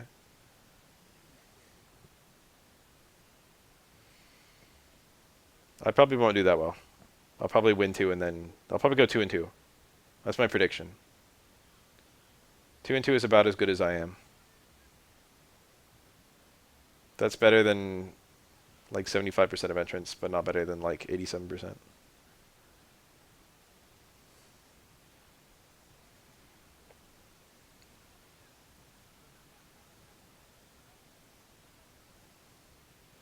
When I used to enter at Wednesday night fights, I often went 2-2. And I think we'll probably get a greater mix of skill levels at an online tournament than at Wednesday night fights.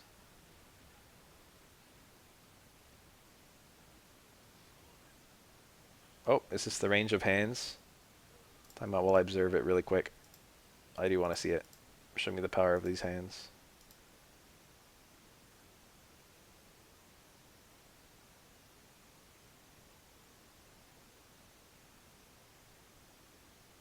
You're doing it with low strong.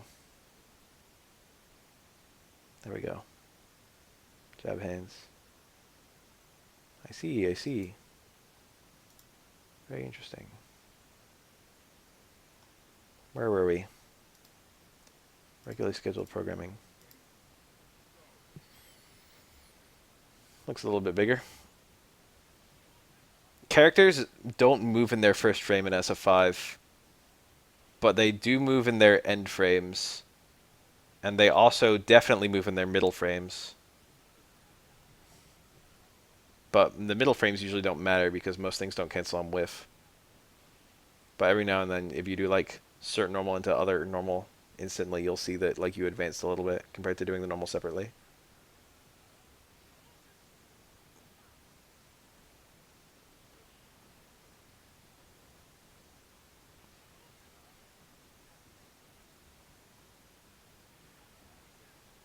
Removing movement on the first frame was just to remove car throws without removing cars. It was something they did during beta 3, I think. There were like 2 car throws in beta 2, and they like took them out.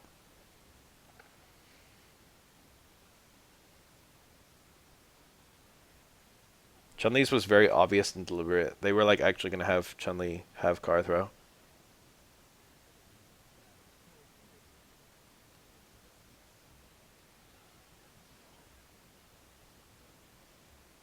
I like the neutral a lot in SF5, to be 100% honest. It's not perfect, but it's good for me.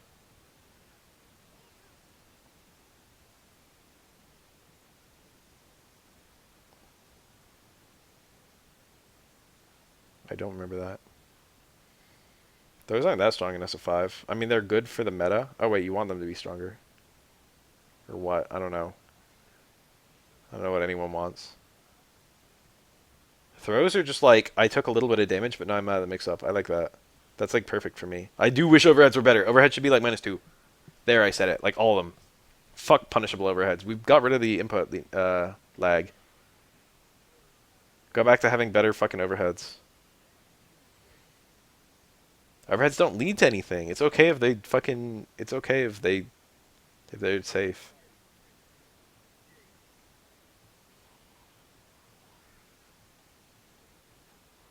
It's literally because overheads were unreactable, so they had to have some risk. But now overheads aren't unreactable. In Season 1, I occasionally just ate overheads, and now I fucking almost never eat them. Overheads are really dumb right now. Overheads should just be safer. That's the fix we need. And that would actually make the game a lot better if we had better overheads. The thing that SF5 is missing the most is low risk, low reward options. There are a lot of high risk, high reward options.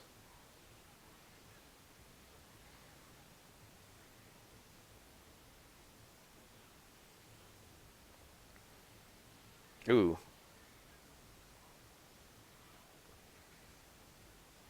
There's a little bit of low risk, low reward with the jab stuff. Well, that's not even low risk, it's just low reward. Well, it's both. Because you have stuff that's only -4. So it's like, I'll eat a punish, but it'll be a jab punish. I like that. That's smart. That's cool. I like that game design. See that jump around? I was hit and it landed on the front. Yeah, he got it. That's hard. I think he had the car there. I don't know. You don't need it there. It depends on how it hits. I think he might have needed it from the angle he was at.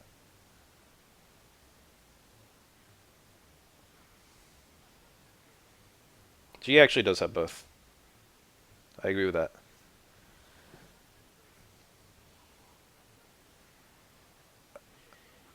No problem with target combos. I like when every target combo has a purpose. Most of them do in SF5. There are only a few that don't. How often do you see fucking Guile low short stand strong? Not very often. Nash has a bunch of them and most of them are useful, which is kind of cool. Ken's is really good. Well, it's pretty good. No, it's really good. Ken's got 2 and they're both really good. I forgot about the forward roundhouse one.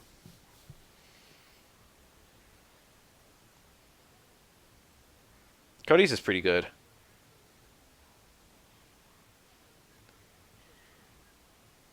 Target combos are partially just supposed to be easy to do, and then there's no defined purpose for target combos. They'll do different things depending on where they are. Like a target combo from a light will have a full combo damage, but with the startup of a light. Like Ibuki getting jab strong fierce, or Colleen getting jab strong fierce, or Cody getting metro combo, whatever. The idea is that it's starting off like a 3 or 4 frame normal.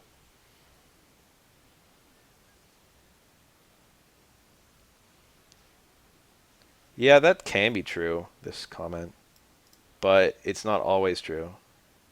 It generally is. Ryu has Fierce Roundhouse, and he also has Strong Fierce Roundhouse. There's some target combos that are used for crush counters, which I think are really cool. It's like Kage's towards Fierce doesn't lead to anything. Well, it still leads to the TC, but it doesn't confirm very well. Actually, that one does confirm. Don't use that one as an example. Let's say Ryu Stand Fierce. Ryu can do Stand Fierce, and it doesn't really confirm Roundhouse. I don't think it does. Maybe it does. But if you get the crush counter, you can see. So it's unsafe on block. If you just raw cancel Roundhouse. But if you see the crush counter, it's like, oh, here you go, and then you get Roundhouse, and you get the juggle.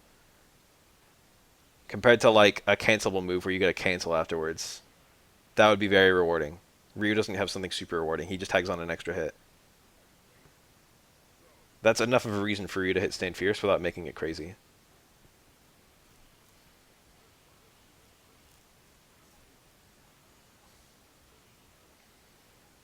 I don't hate most parts of G, but I really hate raw EX low dash punch into activate. That shit is really stupid.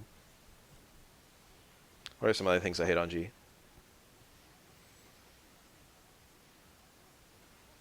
Nice.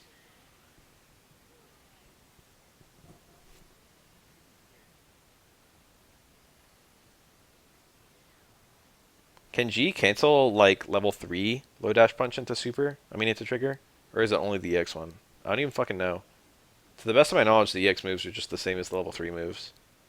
But I don't know if they are for trigger cancels. Uh,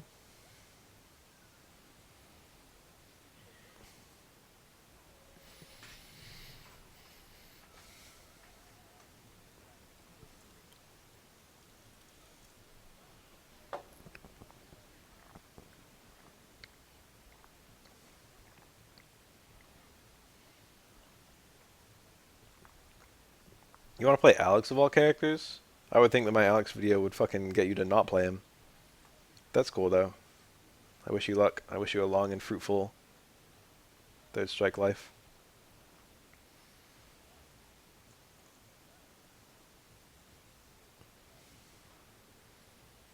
I think that can combo. Background is far strong.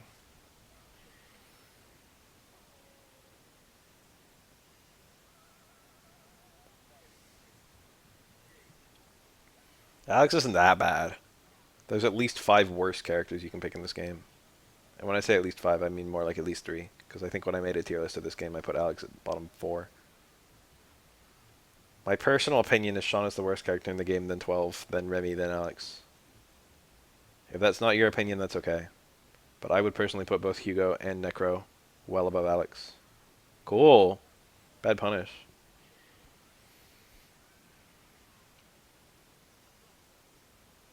Oh, and Q. Q is also better than Alex in my book.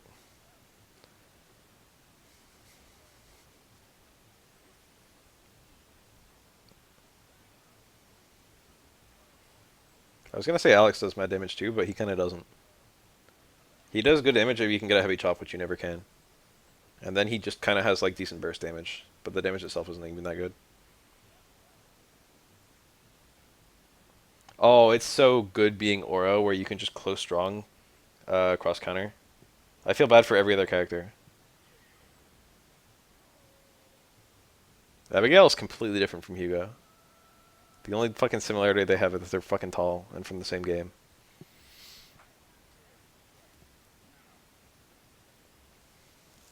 Design-wise, they're totally different. Gameplay-wise, they're totally different.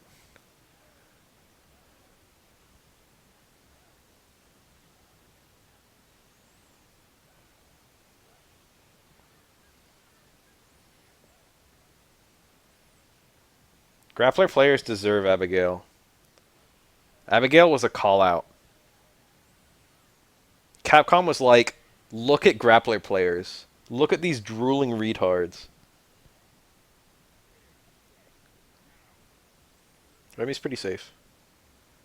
This is the kind of character you use, grappler players. No matter how big, no matter how dumb, you'll still use him. Eat it. That's what they said. That's what they said when making Abigail. And they were right.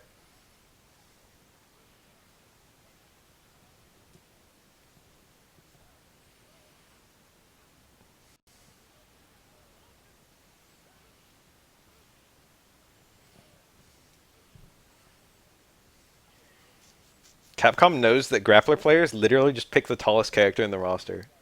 So they made a character taller than fucking um Zangief.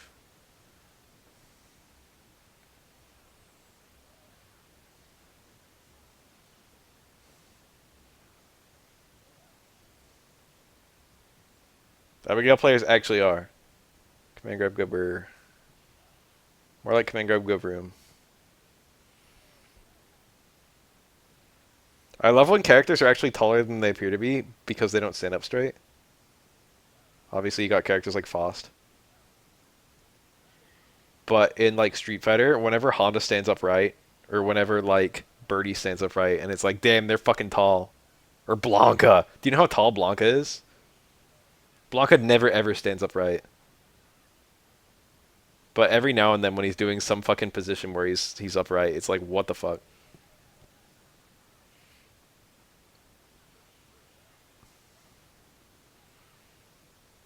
Like he had a wind pose where he fucking stood up and he put his hands above his head and he shook them. And it's just like, Christ. Blanca's canon height is like 6.5 feet tall or something. Or like 7 feet tall. It's like somewhere between those two, I think. Mika is short. Tiny Japanese woman. Nice.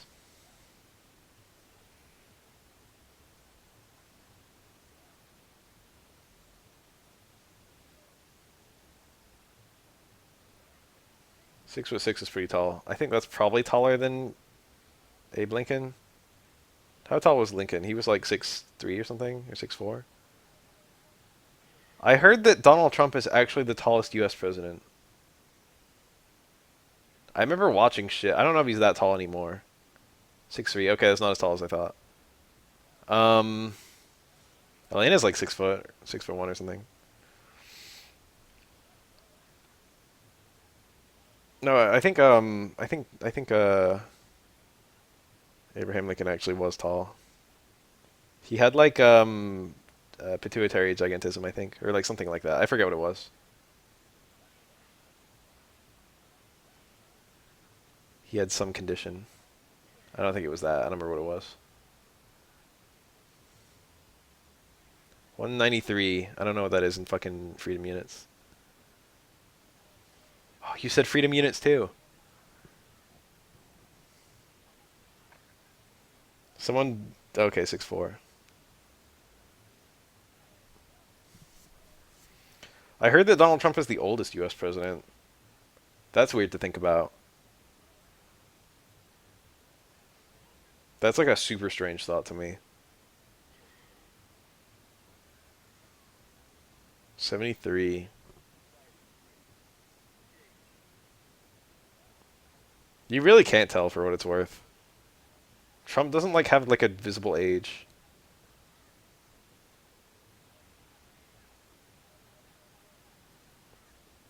You can like tell he's old as shit, but like most of his signature traits aren't really human.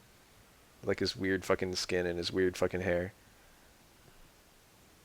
So I don't associate them with any particular age of person.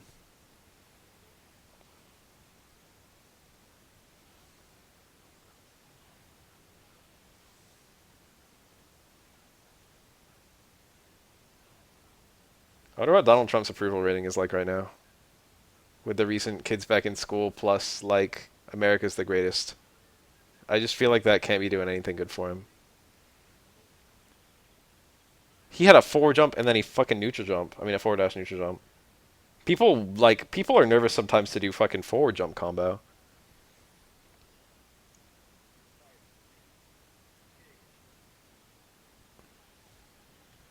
Wait, what was the sentence? I got primed up for a sentence and I don't even remember seeing it. Oh, Donald Trump used Q as a symbol, unfortunate to associate with himself. Like Q from this game? I don't know what that means.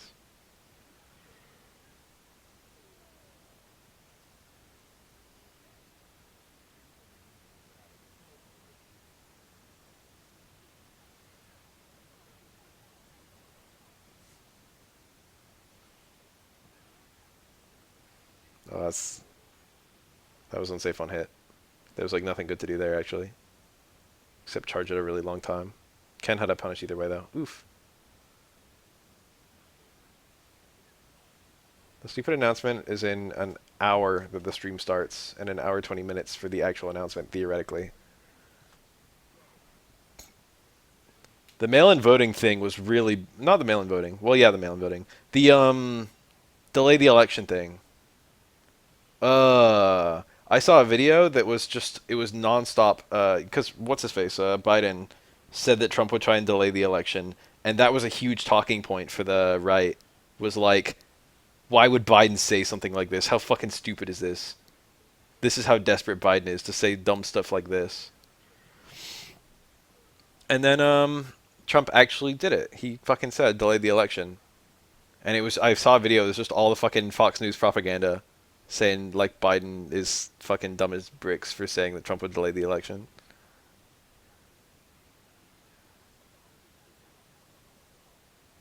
I actually really feel like Trump is doing his best to make the Republican Party look as bad as possible.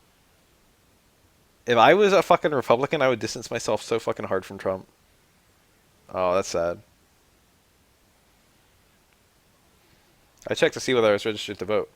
I'll probably vote. It won't matter because I'm in California. When I was checking to see if I was registered, I was listed as unaffiliated, and I was like, huh. Oh, the video ended. This one was short. Alright, Austin. Let me pee, but then let's play some SF5.